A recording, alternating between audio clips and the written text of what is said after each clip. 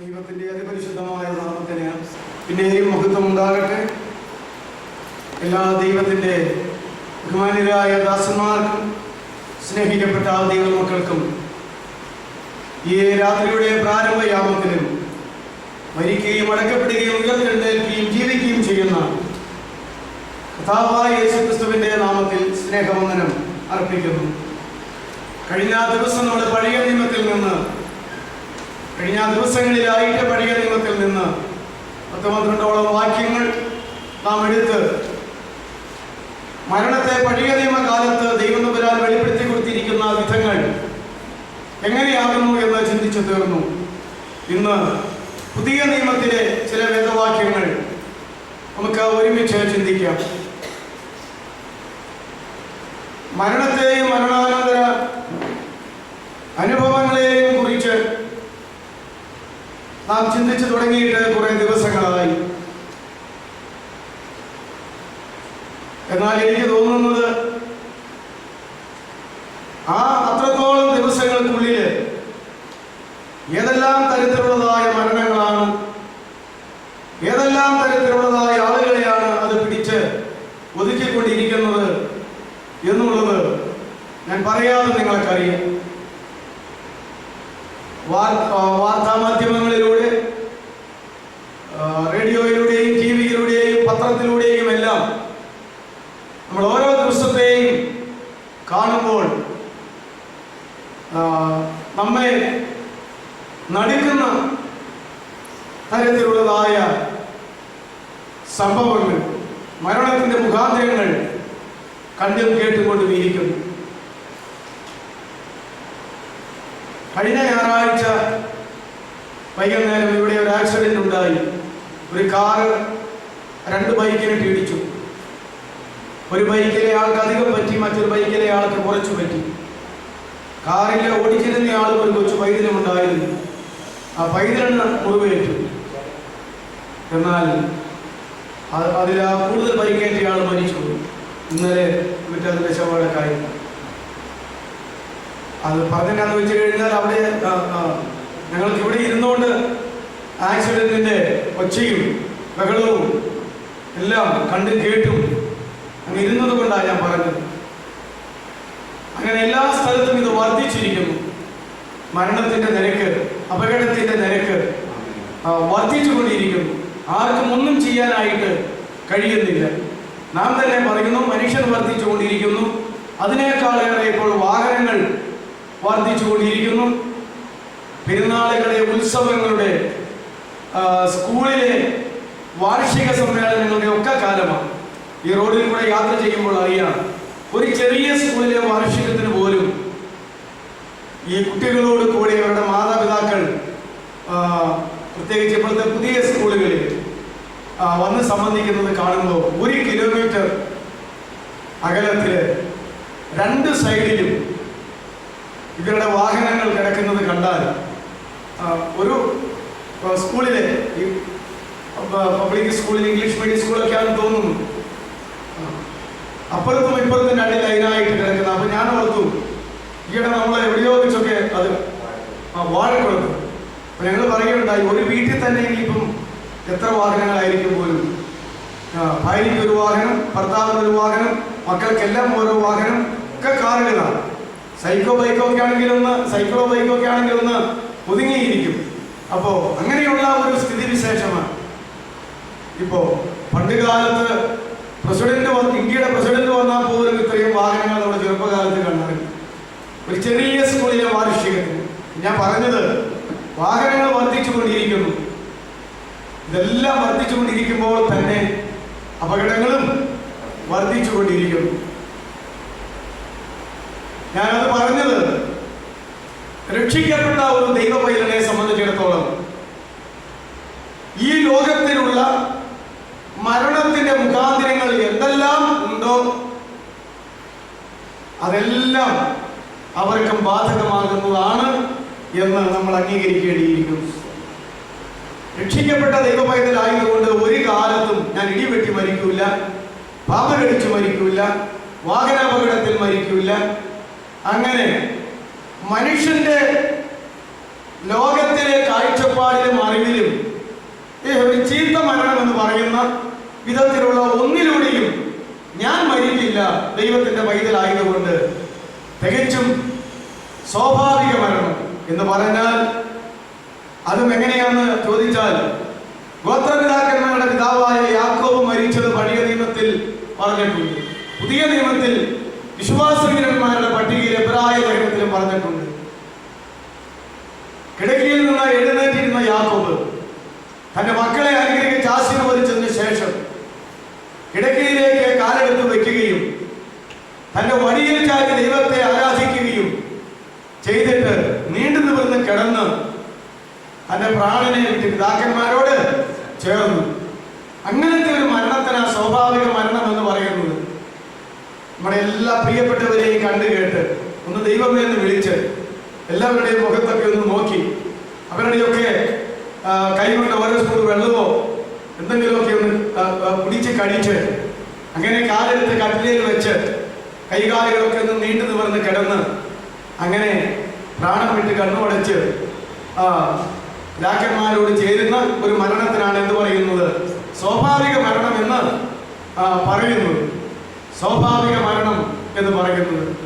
എന്നാൽ എൻ്റെ അഭിപ്രായത്തിൽ ദൈവത്തിന്റെ കാഴ്ചപ്പാടിൽ സ്വാഭാവിക മരണം എന്ന് പറയുന്നത് ഒരു ദൈവപൈതലിനെ സംബന്ധിച്ചിടത്തോളം രക്ഷിക്കപ്പെട്ട് മരിച്ചിട്ട് പർദീസയിലേക്ക് പോകുന്നത്.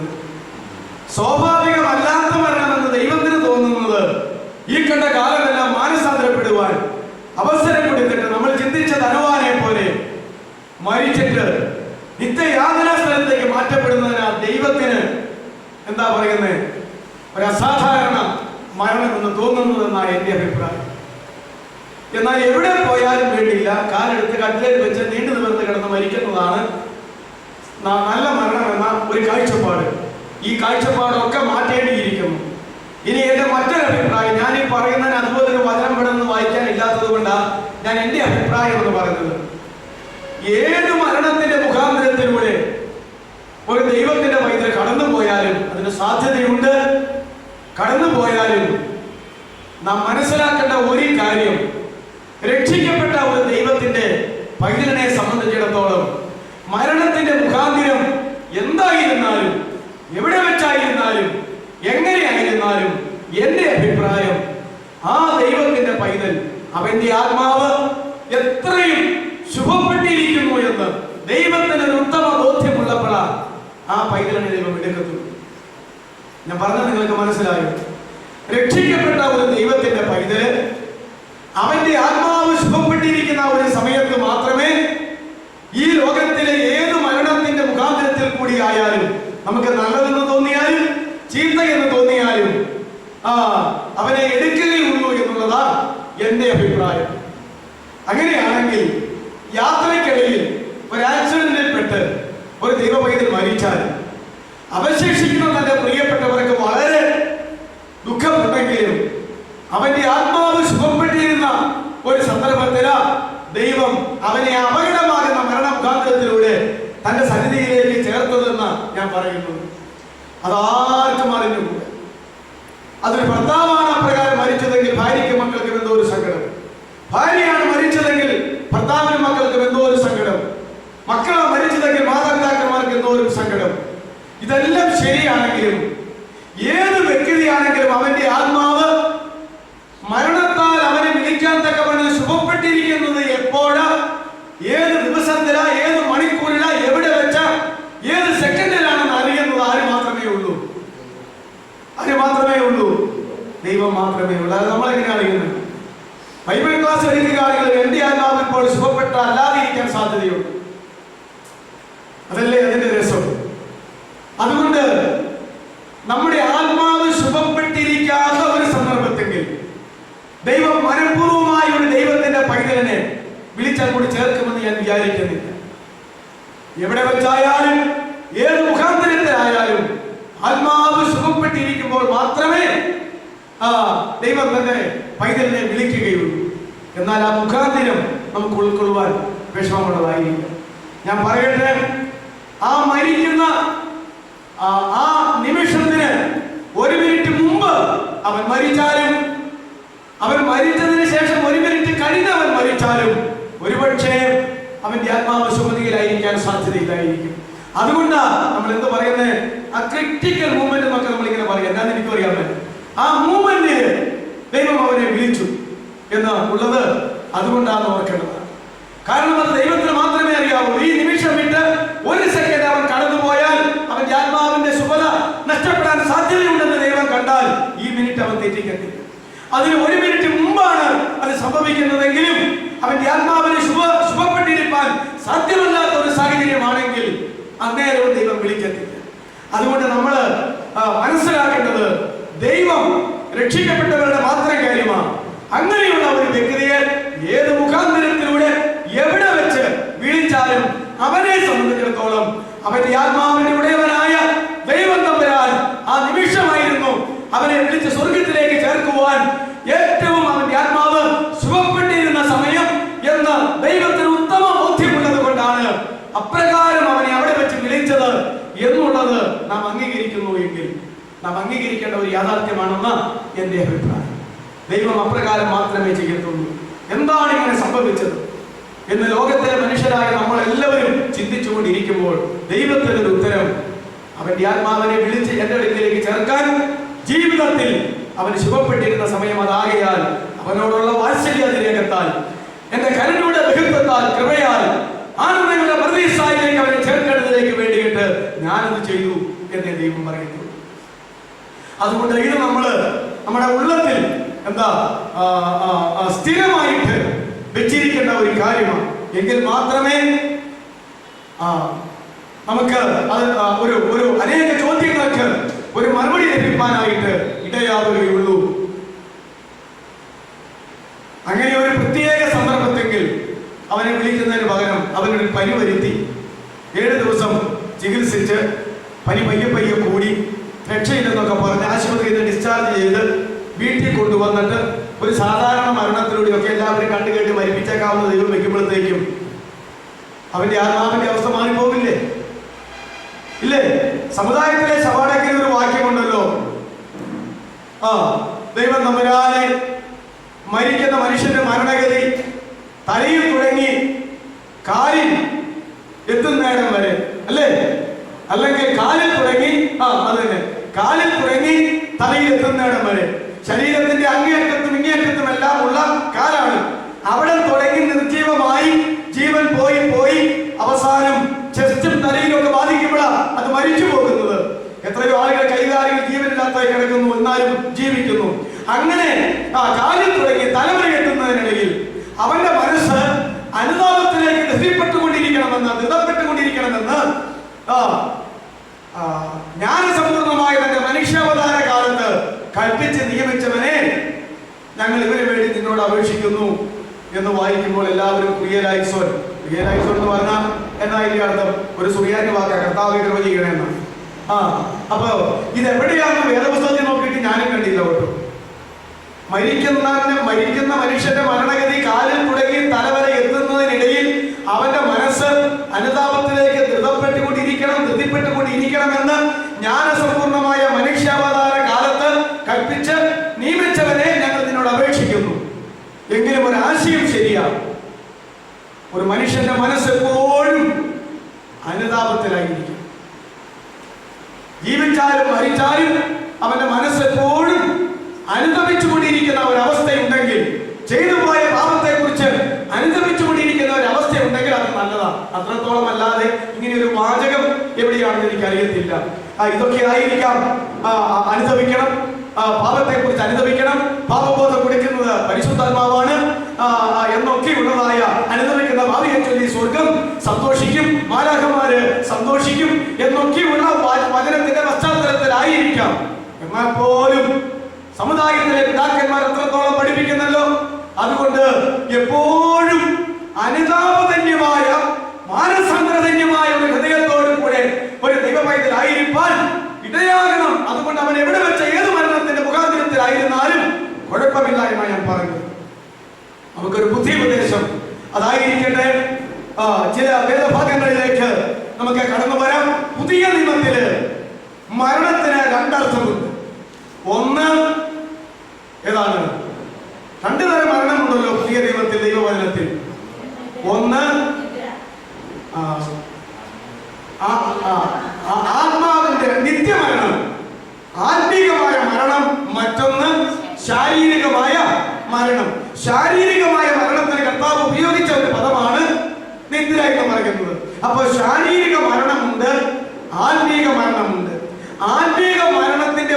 വാക്യം പറയാമോ?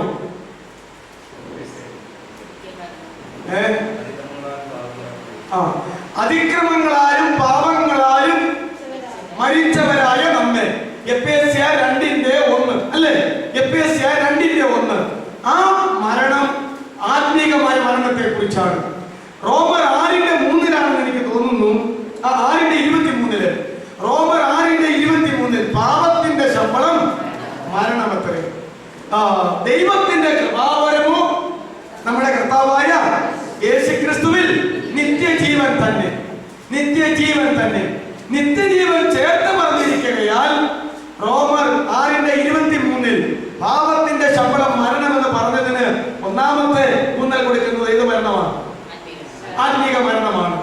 എന്നാൽ ആദാം പാപം ചെയ്യുന്നതിന് മുമ്പ് അല്ല, ആദാം പാപം ചെയ്തില്ലായിരുന്നോ എങ്കിൽ ആദാം ശരീരത്തിൽ മരിക്കുമായിരുന്നോ എന്ന് ചോദിച്ചാൽ എന്താ മറുപടി? അറിയാമോ? ആദാം പാപം ചെയ്തില്ലായിരുന്നു എങ്കിൽ 900 വർഷം വരെ ഈ ലോകത്തിൽ ജീവിച്ചിരുന്ന ശാരീരിക മരണം മുഖാന്തരമായി മരിക്കുമായിരുന്നോ എന്ന് ചോദിച്ചാൽ എനിക്ക് നിശ്ചയമില്ല. ഏതായാലും ആദ്യത്തെ 2 മനുഷ്യരും പാപം ചെയ്തതിന് ശേഷമാണ് അവർ എന്ത് ചെയ്തിട്ടുള്ളത്? മരിച്ചിട്ടുള്ളത്. അതുകൊണ്ട് ഏകമനുഷ്യനാൽ മരണവും ഏകമനുഷ്യനാൽ പാപവും പാപത്താൽ മരണവും ലോകത്തിൽ ഉണ്ടായി എന്ന് പറയുന്നു. ഈ വൃക്ഷത്തിന്റെ ഫലം തിന്നരുത്, തിന്നുന്ന നാളിൽ നിങ്ങൾ മരിക്കും. പക്ഷേ ആ തിന്ന ദിവസം അവരാരും ശാരീരികമായി മരിച്ചിട്ടില്ല. അതുകൊണ്ട് അത് ശാരീരികമായിട്ടുള്ള മരണത്തെ കുറിച്ചല്ലായിരുന്നു പറഞ്ഞത്, അത് ആത്മീകമായ മരണത്തെ കുറിച്ചായിരുന്നു. അതുകൊണ്ട് ആ കൽപ്പന കൊടുക്കുമ്പോൾ തിന്നുന്ന നാളിൽ മരിക്കുമെന്ന് പറഞ്ഞ ആ മരണവും ശാരീരികമായ മരണമല്ല. പിന്നേക്ക് മാതാം 1 കൊല്ലം ജീവിച്ചിരുന്നു. അത് ആത്മീകമായ മരണമാണ് എന്ന് ഓർക്കേണ്ടതാണ്. അതുകൊണ്ട് എഫേസ്യർ 2:1, റോമർ 6:23, ഉൽപ്പത്തിയിൽ ആ കരി തിന്നരുതെന്ന് പറഞ്ഞിരിക്കുന്ന വേദഭാഗം, അവിടെ എല്ലാം പറഞ്ഞിരിക്കുന്ന മരണം ഒരു ആത്മീകമായ മരണത്തെ കുറിച്ചാണ്. എന്നാൽ ശാരീരികമായ മരണത്തെ കുറിച്ചും ഒരുപിടി സ്ഥലത്ത് പറഞ്ഞിട്ടുണ്ട് എന്ന് നമുക്ക് അറിയാം. ഒരു വാക്യം മാത്രം നമുക്ക് പറയാം. അത് യാക്കോബ് 2:26. യാക്കോബ് 2:26. ആത്മാവില്ലാത്ത ശരീരം നിർജീവമായിരിക്കുന്നത് പോലെ പ്രവൃത്തിയില്ലാത്ത വിശ്വാസവും നിർജീവമാണ്. വിശ്വാസത്തെ കുറിച്ച് ആണ് പറഞ്ഞു വരുന്നത്. അതുകൊണ്ട് വിശ്വാസവും വിശ്വാസത്തിന്റെ പ്രവൃത്തികളെ കുറിച്ചുമാണ് പറഞ്ഞു വരുന്നത്. അത് വെളിവാക്കുവാൻ ഉദാഹരണം യാക്കോബ് അപ്പോസ്തലൻ എടുത്തത്, ആത്മാവ് ശരീരത്തിൽ നിന്ന് മറന്നുപോയ ശരീരം എന്തായി തീരും? നിർജീവമായി തീരും, ശവമായി മാറും. അതുകൊണ്ട് ആത്മാവില്ലാത്ത ശരീരം നിർജീവമായിരിക്കുന്നത് പോലെ ദൈവമനുഷ്യ പ്രവൃത്തിയില്ലാത്ത വിശ്വാസം നിർജീവമാണ്. അത് വിശ്വാസത്തിന്റെ പ്രവൃത്തി. രക്ഷയെ കുറിച്ച് പഠിച്ചപ്പോൾ നമ്മൾ ചിന്തിച്ചു, എന്താണ് യാക്കോബ് 2-ാം അധ്യായത്തിൽ പറയുന്ന പ്രവൃത്തിയാലുള്ള രക്ഷ എന്ന് പറഞ്ഞിരിക്കുന്നത്? എന്താണ്? മനുഷ്യന്റെ നന്മ പ്രവൃത്തി കൊണ്ടല്ല, ന്യായപ്രമാണത്തിന്റെ പ്രവൃത്തി കൊണ്ടുമല്ല. ഏത് മനുഷ്യന്റെ നന്മ പ്രവൃത്തി ദൈവത്തിന്റെ സന്നിധിയിൽ കറമുരുണ്ട പുളി പോലെയാണ്. ന്യായപ്രമാണത്തിന്റെ പ്രവൃത്തി കൊണ്ട് ഈ ലോകത്തിൽ ഒരു ജനവും രക്ഷിക്കപ്പെടുകയുമില്ല. എന്നാൽ നിങ്ങൾ പ്രവർത്തിച്ച് രക്ഷിക്കപ്പെടണമെന്ന് പറഞ്ഞപ്പോൾ എന്താണ്? വിശ്വാസത്തിന്റെ പ്രവൃത്തി വെളിപ്പെടട്ടെ. ആരെങ്കിലും ദൈവികമായി വിശ്വസിച്ചാൽ ഉടനെ തന്നെ ആ വിശ്വാസത്തിന്റെ പ്രവൃത്തി വെളിപ്പെട്ടു വരട്ടെ. അതേക്കുറിച്ചാണ് പറയുന്നത്. പ്രവൃത്തിയില്ലാത്ത വിശ്വാസം നിർജീവമാണ് എന്ന്. അതിന് ഉദാഹരണം പറഞ്ഞത് ആത്മാവില്ലാത്ത ശരീരം നിർജീവമായിരിക്കുന്ന പോലെ തന്നെ എന്ന് പറഞ്ഞത്. ആത്മാവില്ലാത്ത ശരീരം നിർജീവം എന്ന് പറഞ്ഞത് മനുഷ്യന്റെ ശാരീരിക മരണത്തെ കുറിച്ചാണ്. ബാക്കി ധാരാളം വാക്യമുണ്ടല്ലോ. അത് നമുക്ക് പിന്നീട് ചിന്തിക്കേണ്ടപ്പോൾ അങ്ങോട്ട് ചിന്തിക്കാം. അതുകൊണ്ട് മരണം 2 തരത്തിലുണ്ട്. നമ്മൾ ആദ്യം ചിന്തിച്ച ഒരു വാക്യമുണ്ട്, എബ്രായർ 9:27. ഒരിക്കൽ മരണവും പിന്നെ ഒരിക്കൽ ന്യായവിധിയും. ആ മരണം ഏത് മരണമാണ്? ശാരീരിക മരണമാണ്. നിത്യമരണം അല്ല, ശാരീരികമായ ഒരു മരണത്തെ കുറിച്ചാണ് പറയുന്നത്. മനുഷ്യന് ഒരിക്കൽ മരണമുണ്ട്, പിന്നെ ഒരിക്കൽ ന്യായവിധിയുണ്ട്. അതുകൊണ്ട് 2 തരത്തിലുള്ള മരണമുണ്ട്. വേദപുസ്തകത്തിൽ മരണത്തെ കുറിച്ച് എഴുതിയിരിക്കുന്ന വേദഭാഗങ്ങളും വാക്യങ്ങളും വായിക്കുമ്പോൾ മരണം എന്ന് മാത്രം പറഞ്ഞിരിക്കുകയാൽ അത് മനുഷ്യന്റെ നിത്യമരണമാണോ, ആത്മീക മരണമാണോ, ശാരീരിക മരണമാണോ എന്ന് ആ ചരിത്ര പശ്ചാത്തലത്തിൽ നിന്ന്, ആ സന്ദർഭത്തിൽ നിന്ന്, ആ സംഭവത്തിൽ നിന്ന് നമ്മളൊന്ന്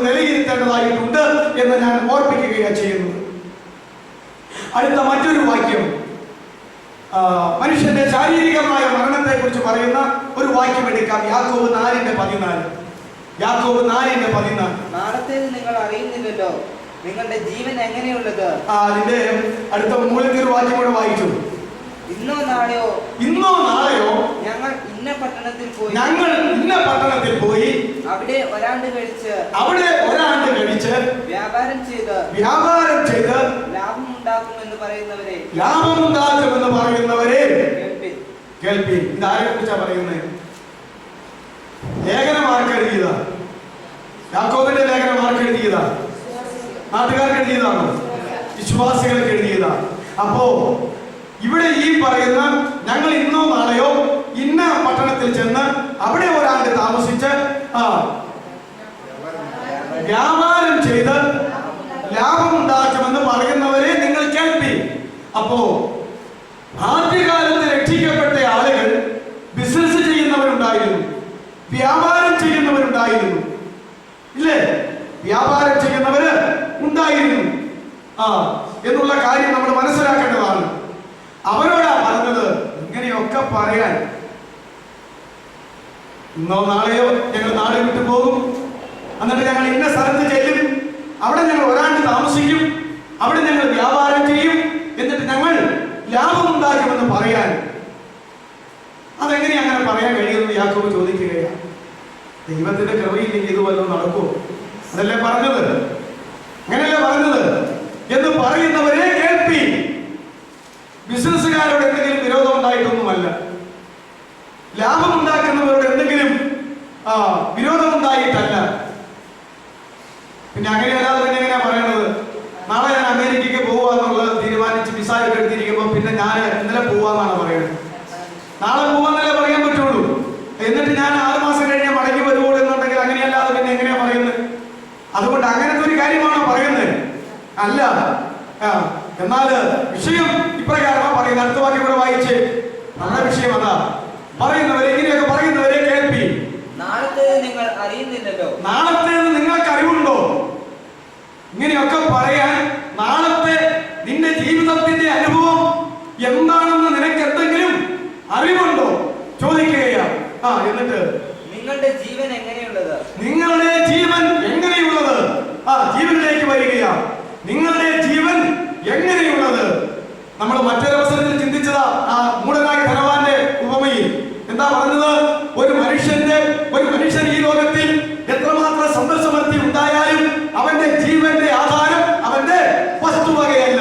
അവന്റെ ജീവന്റെ ആധാരം അവന്റെ വസ്തുവകയല്ല. അതുകൊണ്ട് നിങ്ങളുടെ ജീവൻ എങ്ങനെയുള്ളത്? യാക്കോബ് ചോദിക്കുകയാ, എങ്ങനെയാ നമ്മുടെ ജീവൻ ഉള്ളത്? യാക്കോബ് തന്നെ മറുപടി പറയുന്നു. അല്പനേരത്തേക്ക് കാണുന്നതും പിന്നെ മറഞ്ഞു പോകുന്നതുമായ ആവിയല്ലോ. വെള്ളം അങ്ങോട്ട് നന്നായിട്ട് ചൂട് പിടിച്ചൊക്കെ തിളപ്പിച്ച് ആ തിളയ്ക്കുന്ന വെള്ളത്തിൽ നിന്ന് വെട്ടിത്തിളയ്ക്കുന്ന വെള്ളത്തിൽ നിന്ന് എന്ത് പൊങ്ങുന്നത് കാണാം? എന്താ പറയുക? നീരാവി അല്ലേ? ആവി പൊങ്ങുന്ന കാണാം. പുക പോലെ ഇങ്ങനെ അങ്ങോട്ട് പൊങ്ങുന്ന കാണാം. ആ പൊങ്ങുന്നത് ആവി പറന്നു എന്ന് കണ്ടതല്ല. ഇച്ചിരി കഴിഞ്ഞപ്പോൾ ആവി ഇതിലെ പോയി എന്ന് പറയുന്ന പോലെയാ നിങ്ങളുടെ ജീവൻ എന്താണ്? മറഞ്ഞു പോകുന്നതുമായ ആവിയല്ലോ. അല്പനേരത്തേക്കുള്ളതും നിങ്ങളുടെ ജീവൻ അല്പനേരത്തേക്കുള്ളതും പിന്നീട് മറഞ്ഞു പോകുന്നതുമായ ആവിയല്ലയോ? അങ്ങനെ ഒരു ചിന്തയോട് കൂടെ ഉള്ളവരല്ല ആദ്യം പറഞ്ഞ വർത്തമാനം പറഞ്ഞത്. അത്രയേ ഉള്ളൂ. ആദ്യം പറഞ്ഞ സംഭവങ്ങൾക്കൊന്നും എതിരില്ല. ഇതുപോലെയാണ് നമ്മുടെ ജീവൻ എന്ന് ഒരു ബോധമില്ലാതെയാ അവർ ആ വർത്തമാനം പറഞ്ഞത്. അതുകൊണ്ടാ ആ വിഷയം എടുത്ത് പറഞ്ഞത്. അതുകൊണ്ട് എന്താണ് യാക്കോബ് തന്റെ മക്കളോട് പറയുന്നത്? നിങ്ങളുടെ ജീവൻ എങ്ങനെയുള്ളത്? അല്പനേരത്തേക്ക് കാണുന്നതും പിന്നീട് മറഞ്ഞു പോകുന്നതുമായ ആവിക്ക് തുല്യമല്ലേ? അല്ലെന്ന് ആർക്കെങ്കിലും പറയാമോ?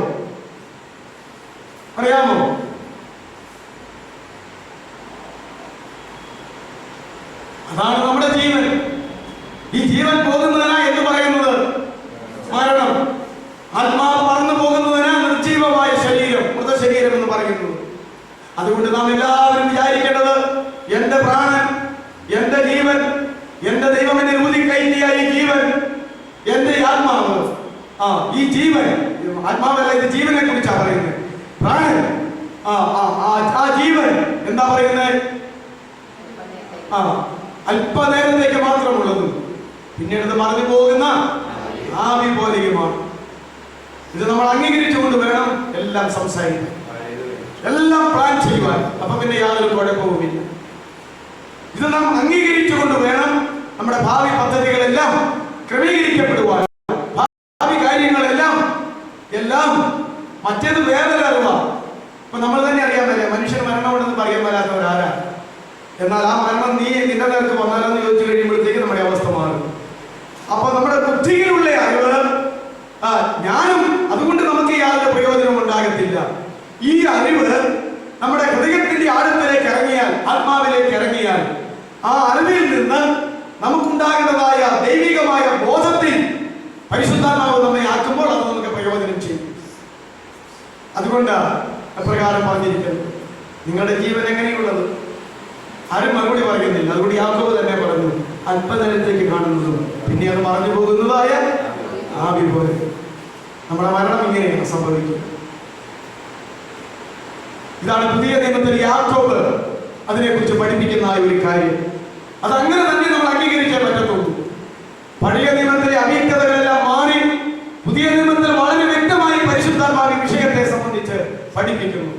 അതുകൊണ്ട് ഈ ചിന്തയോട് കൂടെ മാത്രമേ അടുത്ത ഒരു സെക്കൻഡിലെ കാര്യങ്ങൾ നമ്മൾ കൈകാര്യം ചെയ്യാവൂ. അതുകൊണ്ട് ചിന്തിക്കരുതെന്നോ ആലോചിക്കരുതെന്നോ പ്രവർത്തിക്കരുതെന്നോ ജീവിക്കരുതെന്നോ എവിടെയെങ്കിലും പോകരുതെന്നോ വരരുതെന്നോ വല്ലതുമാണോ ഈ പറഞ്ഞത്? അല്ല. അതിനെല്ലാം പിന്നിൽ ഈ ഒരു മനോബോധം ഉണ്ടായിരിക്കണം. ഈ ഒരു മനോബോധം ഉണ്ടായിരിക്കണം. ദൈവം കൃപ ചെയ്താൽ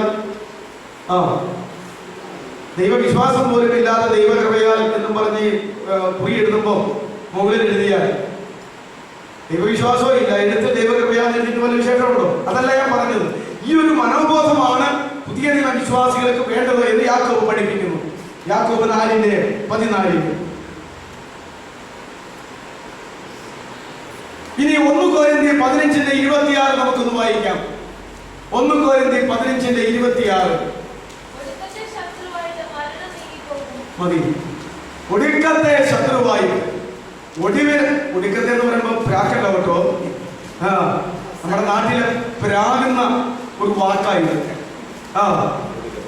ഈ ഒടുക്കത്തെ എന്ന് പറയുമ്പോൾ അതാ പറയുന്നതിന്റെ ബോൾസ് മുഖഭാവം കൊണ്ടേ അത് തിരിച്ചറിയുന്നുള്ളൂ. ഇത് ഒടുവിലത്തെ ശത്രുവായിട്ട്, അവസാനത്തെ ശത്രുവായിട്ട്, അതുകൊണ്ട് ഒടുക്കത്തെ ശത്രുവായിട്ട് എന്ത് നീങ്ങിപ്പോകും? മരണം. അപ്പോ ഈ മരണം എന്ന് പറയുന്നത് ദൈവമക്കളെ എന്താണ് അവിടെ പറഞ്ഞിരിക്കുന്നത്? ശത്രുവാണ്. ഈ മരണം എന്ന് പറയുന്നത് ഒരു ശത്രുവാണ്. മരണം എന്നുള്ളത് ഒരു മനുഷ്യനോട് തുലനപ്പെടുത്തിക്കൊണ്ട് ആണ് പറയുന്നത്. ഈ മരണം അവൻ നമ്മുടെ ശത്രുവാണ്. ഈ ശത്രു മാത്രം എന്നാ നീങ്ങിപ്പോകുന്നത്? എല്ലാ ശത്രുക്കളും നീങ്ങിപ്പോയിട്ട്, മരണമൊഴികെ ബാക്കിയുള്ള എല്ലാ ശത്രുക്കളും നീങ്ങിപ്പോയിട്ട് ഏറ്റവും അവസാനമായി നമ്മെ വിട്ട് നീങ്ങിപ്പോകുന്ന ഒരു ശത്രുവാണ് മരണം. ദൈവമക്കളോടാ പറയുന്നത്.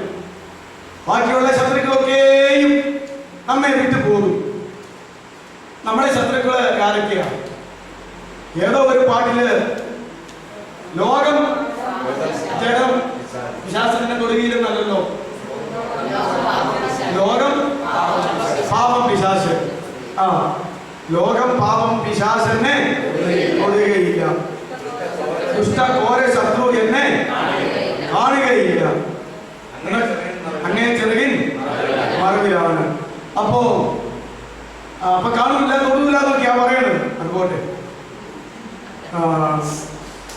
ഒടുവിലത്തെ ശത്രു ഞാൻ പറഞ്ഞത്, ഒരു ദൈവ പൈതലിന്റെ ഒന്നാമത്തെ ശത്രു ആരാണ്? പിശാച്, സാത്താൻ. സാത്താന് സൈന്യം. നമുക്ക് പോരാട്ടമുള്ളതും ആരോടാ? അവരോടാ. രണ്ടാമത്തെ ശത്രു ആരാ? സാത്താൻ കഴിഞ്ഞാൽ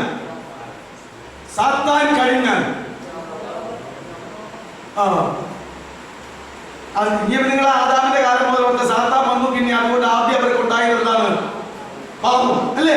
അപ്പൊ രണ്ടാമത്തെ ശത്രു ഏതാ? പാപം ഒരു ശത്രുവാ. മൂന്നാമത്തെ ശത്രു ആരാ? ജഡം. അടുത്ത ശത്രു ആരാ? ലോകം, അല്ലേ? ലോകം ഇങ്ങനെയൊക്കെയാ പോകുന്നത്. അപ്പോ ഈ വചനത്തിൽ തന്നെ ശത്രുക്കളുടെ കാര്യം പറഞ്ഞിട്ടുണ്ട്. യാക്കോബ് 4:4 വായിച്ച് ദൈവത്തിന്റെ ശത്രുക്കൾ ആരൊക്കെയാണ്, എന്തൊക്കെയാണെന്ന് പുതിയ നിയമ വചനത്തിൽ ഖണ്ഡിതമായി പറഞ്ഞിട്ടുണ്ട്. ലോകം എന്ന വിഷയത്തെ കുറിച്ച് ഞാൻ ക്ലാസ് എടുത്തപ്പോൾ ആ സന്ദർഭം അവിടെയെല്ലാം ഞാൻ പറഞ്ഞിട്ടുണ്ട് ഈ ശത്രുക്കളുടെ കാര്യം. ദൈവത്തിന്റെ ശത്രു എന്ന് പറഞ്ഞാൽ പിതാവായ ദൈവത്തിന് ശത്രുക്കളുണ്ട്, പുത്രനായ ദൈവത്തിന് ശത്രുക്കളുണ്ട്, പരിശുദ്ധാത്മാവായ ദൈവത്തിന് ശത്രുക്കളുണ്ടെന്ന് തൃത്വമായ ദൈവത്തെ തിരിച്ചു പറഞ്ഞിട്ട് ശത്രുക്കളുടെ കാര്യം പറഞ്ഞിട്ടുണ്ട്. യാക്കോബ് 4:4 വായിച്ചേ. ലോക സ്നേഹം എന്ന് പറയുന്നത് ദൈവത്തോട് ശത്രുത്വമാണ്. അപ്പൊ ദൈവത്തോട് ശത്രുത്വമുള്ള ഒരു വിഷയത്തിന്റെ പേര് പറഞ്ഞേ ഈ വാക്യത്തിൽ നിന്ന്. ലോകസ്നേഹം. അത്ര ഗൗരവമുള്ള കാര്യം എന്നറിയോ? നമ്മിൽ ലോകസ്നേഹം ഉണ്ടെങ്കിൽ ആ ലോകസ്നേഹം ആരോട് ശത്രുത്വമാണ്? ദൈവത്തോട് ശത്രുത്വമാണ്. എന്നാൽ നമ്മൾ പറയുന്നത് ഞാനും ദൈവവും കൂടി ഒന്നായിട്ടിരിക്കുകയാണ്. അതേ സമയത്ത് നമ്മുടെ അകത്ത് എന്തും കൊണ്ട് നിറഞ്ഞിരിക്കുന്നു? ലോകസ്നേഹം കൊണ്ട് നിറഞ്ഞിരിക്കുന്നു. ലോകസ്നേഹം ദൈവത്തോട് ശത്രുത്വമാണ്. അതിന്റെ തൊട്ട് താഴെ ഒന്നോട് വായിച്ചേ.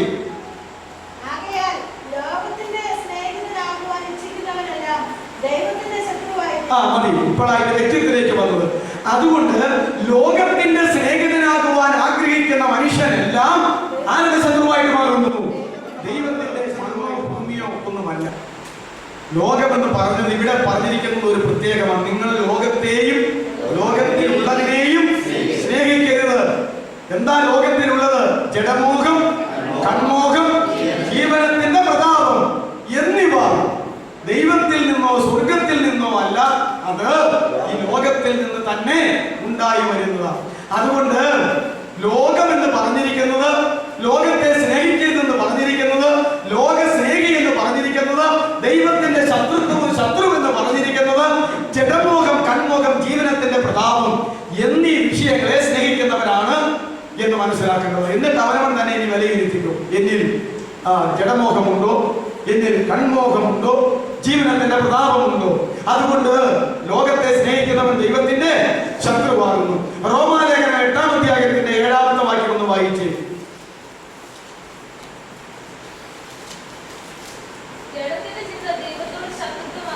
മതി. ജഡത്തിന്റെ ചിന്ത ദൈവത്തോട് ശത്രുത്വമാകുന്നു. അപ്പോ ഇവിടെ എന്താ ദൈവത്തോട് ശത്രുത്വമുള്ളത്? ജഡം, ജഡത്തിന്റെ ചിന്ത. അപ്പോ ജഡത്തിന്റെ ചിന്തയുള്ളവനായിട്ടുള്ള ജഡീകനായിട്ടുള്ള ഒരു മനുഷ്യനാരുടെ ശത്രുവാണ്? ദൈവത്തിന്റെ ശത്രുവാണ്. അപ്പൊ ഇവിടെ റോമാലേഖനം 8-ാം അധ്യായത്തിൽ അതിന്റെ 7-ാമത്തെ വാക്യത്തിൽ ദൈവത്തിന്റെ ശത്രു ആരാണ്? ജഡീകൻ. റോമർ 8:7 ജഡീകൻ, ജഡസ്നേഹം, ജഡത്തിന്റെ ചിന്ത ആരോട് ശത്രുത്വമാണ്? അപ്പൊ ജഡത്തിന്റെ ചിന്തയാൽ നിറഞ്ഞിരുന്ന, ജഡത്തിന്റെ ചിന്തയിൽ മുഴുകിയിരിക്കുന്നവൻ ജഡീകൻ, അല്ലേ? അവൻ ആരുടെ ശത്രുവാണ്? ദൈവത്തിന്റെ ശത്രുവാണ്. അപ്പൊ നോക്കിക്കേ, ലോകം ദൈവത്തിന്റെ ശത്രുത്വമുള്ളത്, ജഡം ദൈവത്തിന്റെ ശത്രുത്വമുള്ളത്. ലോകത്തെ സ്നേഹിക്കുന്നവൻ ദൈവത്തിന്റെ ശത്രു, ജഡത്തിന്റെ ചിന്തയിൽ ഒറ്റിയിരിക്കുന്നവൻ ജഡീകൻ, അവനും ആരുടെയാ? ശത്രുവാ? ദൈവത്തിന്റെ ശത്രു. അപ്പൊ രണ്ടായി, സാത്താൻ ഒന്നാമത്തത്, രണ്ടാമത്തത് ലോകം, മൂന്നാമത്തത് ജഡം. ഇങ്ങനെയൊക്കെ ശത്രുവിന്റെ കാര്യം പറയുന്നു. എന്നാൽ 4-ാമത്തെ ശത്രുവാണ് ഇവിടെ പറയുന്നത്, അല്ലെ? ഏറ്റവും അവസാനത്തെ ശത്രു. ഇനിയുള്ളതൊക്കെയും ശത്രുക്കളെ വിശേഷപ്പെട്ടതാണ്. വാക്യം ഇങ്ങനെയുള്ളൂ. എല്ലാ വിഷയങ്ങളും, സകല ദൈവത്തിന് ഇഷ്ടമല്ലാത്ത വിഷയങ്ങളെല്ലാം ദൈവത്തോട് ശത്രുത്വമുള്ളതാണ്. ആ വിഷയങ്ങളിൽ ഉൾക്കൊണ്ട് ഭ്രമിച്ച് ജീവിക്കുന്നവരെല്ലാം ദൈവത്തിന്റെ ശത്രുക്കളാണ്. ഏറ്റവും ഒടുവിലത്തെ ശത്രുവാണ്. അതുകൊണ്ട് ഞാൻ 1, 2, 3 ശത്രുവിന്റെ കാര്യം വചനപ്രകാരം എന്ന് പറഞ്ഞത് മാത്രമേ ഉള്ളൂ. ഒടുവിലത്തെ ശത്രുവായിട്ട് ആര് മാറിപ്പോകും? മരണം മാറിപ്പോകും. അതുകൊണ്ട് ഏറ്റവും ഒടുവിലത്തെ ശത്രുവാണ് മരണം. എന്നാൽ ഒരു ദൈവത്തിന്റെ പൈതലിന് ജഡത്തിൽ നിന്ന് വേർപെട്ടിരിക്കാൻ കഴിയും. ആ ശത്രുവിനെ പരാജയപ്പെടുത്താൻ കഴിയും. ഈ ലോക ജീവിതത്തിൽ ലോകത്തിൽ നിന്ന് വേർപെട്ടിരിക്കാൻ കഴിയും, അവനെ പരാജയപ്പെടുത്താനായിട്ട് കഴിയും. പാപത്തിൽ നിന്ന് വേർപെട്ടിരിക്കാൻ കഴിയും, അവനെയും പരാജയപ്പെടുത്തുവാൻ കഴിയും. സാത്താനിൽ നിന്ന് വേർപെട്ടിരിക്കാൻ കഴിയും, അവനെയും പരാജയപ്പെടുത്തുവാൻ കഴിയും. അങ്ങനെയാണല്ലോ വാഴ്ചകളെയും അധികാരങ്ങളെയും ക്രൂശിലായുധവരെ ഗമിപ്പിച്ച് അവയെ കൂത്തുകാഴ്ചകളാക്കി അവയുടെ മേൽ ദേവോത്സവം കൊണ്ടാടി എന്നൊക്കെ പറയുന്നത്. എന്നാൽ ഒരു ദൈവപൈതലിനെ ഈ ലോകത്തിൽ വെച്ച് തോൽപ്പിക്കാൻ കഴിയാത്ത അത് ഒടുവിലത്തെ ശത്രുവാണ്. അതുകൊണ്ട് ഏറ്റവും ഒടുവില് ഈ ലോക ജീവിതത്തിന് ശേഷം മാത്രമേ എന്ത് മാറിപ്പോകത്തുള്ളൂ? മരണമാകുന്ന ശത്രുത്വം മാറിപ്പോകത്തുള്ളൂ. അതുകൊണ്ടാണ് പറഞ്ഞത് ഒടുവിലത്തെ ശത്രുവായിട്ട് മരണം മാറിപ്പോകും എന്ന് പറഞ്ഞിരിക്കുന്നത്. അതുകൊണ്ട് ആ ഒരു കാര്യം മാത്രം ഇപ്പോൾ നമുക്ക് മാറ്റാനായിട്ട് പറ്റത്തില്ല. ബാക്കി എല്ലാ ശത്രുക്കളെയും നമുക്ക് തകിടം മറിക്കാനായിട്ട് കഴിയും. അതുകൊണ്ടാണ് പറഞ്ഞത് ഒടുവിലത്തെ ശത്രുവായിട്ട് മാറിപ്പോകുന്നത് ആരാണ്? മരണമാണ്. 1 കൊരിന്ത്യർ 15-ാം അധ്യായം തന്നെ മരണം, പുനരുത്ഥാനം, മരണം, പുനരുത്ഥാനം, തേജസ്കരണം, രൂപാന്തരം എന്നൊക്കെയുള്ള വിഷയത്തെ കുറിച്ച് ഏറ്റവും സവിസ്തരമായി പറയുന്ന ഒരു അധ്യായമാണ്. അതുകൊണ്ടാണ് പറഞ്ഞു വരുന്നത് ഒടുവിലത്തെ ശത്രുവായി മരണം മാറിപ്പോകും. അതുകൊണ്ട് ഈ മരണം ഏറ്റവും ഒടുവിലായി മാറിപ്പോകേണ്ട ഒരു ശത്രുവാ. അതുകൊണ്ട് മരണത്തിൽ നിന്ന് ഇപ്പോൾ നമുക്ക് മരണത്തെ തോൽപ്പിച്ച് ജയമെടുക്കാനായിട്ട് പറ്റത്തില്ല. ആത്മമരണത്തെ തോൽപ്പിച്ച് ജയമെടുക്കാനായിട്ട് കഴിയും. ശാരീരിക മരണത്തെ തോൽപ്പിക്കാനായിട്ട് കഴിയുകയില്ല. എല്ലാവരും ഒരുപോലെ മരിച്ചു മാറ്റപ്പെടുന്നു. എന്നാൽ ഇപ്പോൾ തോൽപ്പിക്കാൻ കഴിയേണ്ടത് അന്ധകാര ശക്തികൾ, പാപം, ജഡം, ലോകം എന്നീ ശത്രുക്കളെ അതിനോട് പോരാടി ജയമെടുക്കുന്നതാണ് ക്രിസ്തീയ ജീവിതത്തിലെ ജയജീവിതം എന്ന് പറയുന്നത്. എന്നാൽ മരിക്കാതിരിക്കാനായിട്ട് ഇപ്പോൾ ആർക്കും പറ്റത്തില്ല. അതുകൊണ്ട് അത് ഒടുവിലത്തെ ശത്രുവായി പിന്നീട് മാറ്റപ്പെട്ടു പോകുന്ന ഒരു വിഷയമാണ് എന്ന് നമ്മൾ മനസ്സിലാക്കേണ്ടതാണ് എന്നുള്ള കാര്യം നിങ്ങൾ ഓർക്കുക. ഒടുവിലത്തെ ശത്രുവായിട്ട് ഈ മരണം മാറിപ്പോകും. നമ്മൾ കഴിഞ്ഞ ദിവസം പഴയ നിയമത്തിൽ മരണഭയത്തെ കുറിച്ച് ചിന്തിച്ചതാ. പുതിയ നിയമത്തിൽ ഒരു വാക്യമുണ്ട്, ഇതിന് മുമ്പൊരിക്കൽ നമ്മൾ ചിന്തിച്ചതാ. അടുത്ത വാക്യം എബ്രായർ 2:15 മരണഭയത്തെ കുറിച്ച് ഒരു വാക്യമുണ്ട്. അതുകൂടെ ഒന്ന് വായിച്ചിട്ട് അടുത്ത വിഷയത്തിലേക്ക് കിടക്കാം. എബ്രായർ 2:15 അതിന്റെ ഇച്ചിരിയുടെ മുകളിൽ വായിച്ചോ, വാചകം നിർത്തിയില്ലാതെ പോവുക. ദൈവമക്കൾ എന്ന് പറയുന്നവരായ നമ്മൾ ജഡരക്തങ്ങളോട് കൂടിയവരായതുകൊണ്ട് നമ്മൾ എങ്ങനെയുള്ളവരാ? ജഡരക്തം ഉള്ളവരാണ്, കൂടിയവരായതുകൊണ്ട് കർത്താവായിരിക്കുന്ന യേശു ക്രിസ്തുവും നമ്മളെ പോലെ ജഡരക്തങ്ങൾ കൂടിയവനായി ഉള്ളവനായി മരണത്തിന്റെ അധികാരിയായ പിശാചിനെ തന്റെ മരണത്താൽ നീക്കി. അപ്പോ മരണാധികാരിയായ പിശാചിനെ യേശു തന്റെ മരണത്താൽ മരണാധികാര സ്ഥാനത്ത് നിന്ന് നീക്കിക്കളഞ്ഞു. മനസ്സിലായില്ലേ? മരണത്തിന്റെ അധികാരിയായ പിശാചിനെ യേശു ക്രിസ്തു കാൽവറിയിലെ തന്റെ മരണത്താൽ അധികാര സ്ഥാനത്ത് നിന്ന്, മരണത്തിന്റെ അധികാര സ്ഥാനത്ത് നിന്ന് അവനെ ഡിസ്മിസ് ചെയ്തു, നീക്കിക്കളഞ്ഞു. അതാണ് അവിടെ പറഞ്ഞിരിക്കുന്നത്. നീക്കിക്കളഞ്ഞിട്ട് ജീവപര്യന്തം മരിക്കുന്നിടം വരെ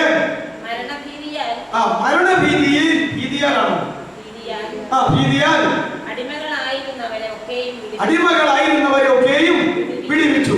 ആയുഷ്കാലം മുഴുവൻ മരണഭയത്തിലായിരുന്ന മാനവജാതിയെ മുഴുവൻ വിടുവിച്ചു. എങ്ങനെ വിടുവിച്ചു? സാത്താൻ മരണത്തിന്റെ അധികാരിയായിരിക്കുന്നിടത്തോളം നാള് മരണത്തിന്റെ ഭയത്താൽ നമ്മളെപ്പോഴും വിറയിൽ പിടിച്ചിരിക്കും.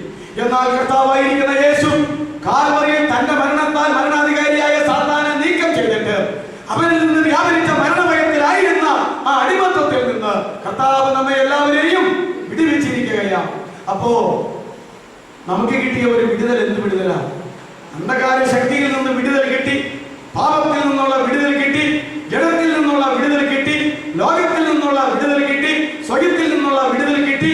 പിന്നെയോ മരണഭയത്തിൽ നിന്നുള്ള വിടുതൽ കിട്ടി. മരണത്തിൽ നിന്ന് വിടുതൽ കിട്ടി എന്ന് പറയാൻ മേല. അങ്ങനെയാണെങ്കിൽ ഈ ചാവൂരുള്ളൂ എന്ന് ചോദിച്ചു കഴിഞ്ഞാൽ നമ്മളൊക്കെ മരിക്കും. മരണഭയത്തിൽ നിന്നുള്ള വിടുതൽ. മരണഭയം നീങ്ങിയാൽ എപ്പോ വേണമെങ്കിലും എങ്ങനെ വേണമെങ്കിലും മരിക്കുന്നതിന് വല്ല കുഴപ്പമുണ്ടോ? ഉണ്ടോ? അതുകൊണ്ടാണ് ഞാൻ പറഞ്ഞത്, മരണഭയം ഇല്ലാത്തവരാണല്ലോ ദൈവമക്കൾ. മരണഭയം ഉള്ളയിടത്താ മറ്റേ സ്വാഭാവിക മരണവും അല്ലാത്ത മരണവും നല്ല മരണവും ചീത്ത മരണവും എന്നൊക്കെ പറഞ്ഞ് ഇങ്ങനെയുള്ള ഒരു സംഗതികളെല്ലാം പറയുന്നത്. മരണഭയം ഒന്നും ഇല്ലാത്ത ആളുകൾക്ക് എന്താ സംഭവിക്കുക? ഭയത്തിന് ദണ്ഡനമുള്ളതിനാൽ യോഹന്നാന്റെ ലേഖനത്തിലല്ലേ ഏത് ഭയത്തിനും അതിൻ്റെതായ ദണ്ഡനമുണ്ട്, ഇല്ലേ? എന്ത് വിഷയത്തെ കുറിച്ചുള്ള ഭയമാണെങ്കിലും അത് നമ്മെ ദണ്ഡിപ്പിച്ചുകൊണ്ടിരിക്കും. എന്നാൽ അതുകൊണ്ടാണ് പറയുന്നത്, ഭയത്തിന് ദണ്ഡനമുള്ളതിനാൽ തികഞ്ഞ സ്നേഹം ഭയത്തെ പുറത്താക്കുന്നു. തികഞ്ഞ സ്നേഹം ആരുമായിട്ടുള്ളതാണ്? ദൈവവുമായിട്ടുള്ളത്. തികഞ്ഞ സ്നേഹം ഏത് ഭയത്തെയും പുറത്താക്കുന്നു. ദൈവം ക്രിസ്തുവിലൂടെ നമ്മെ സ്നേഹിച്ചു, നാമും ക്രിസ്തുവിലൂടെ പിതാവിനെ സ്നേഹിക്കുന്നു. ദൈവത്തിന്റെ സ്നേഹം ക്രിസ്തുവിലൂടെ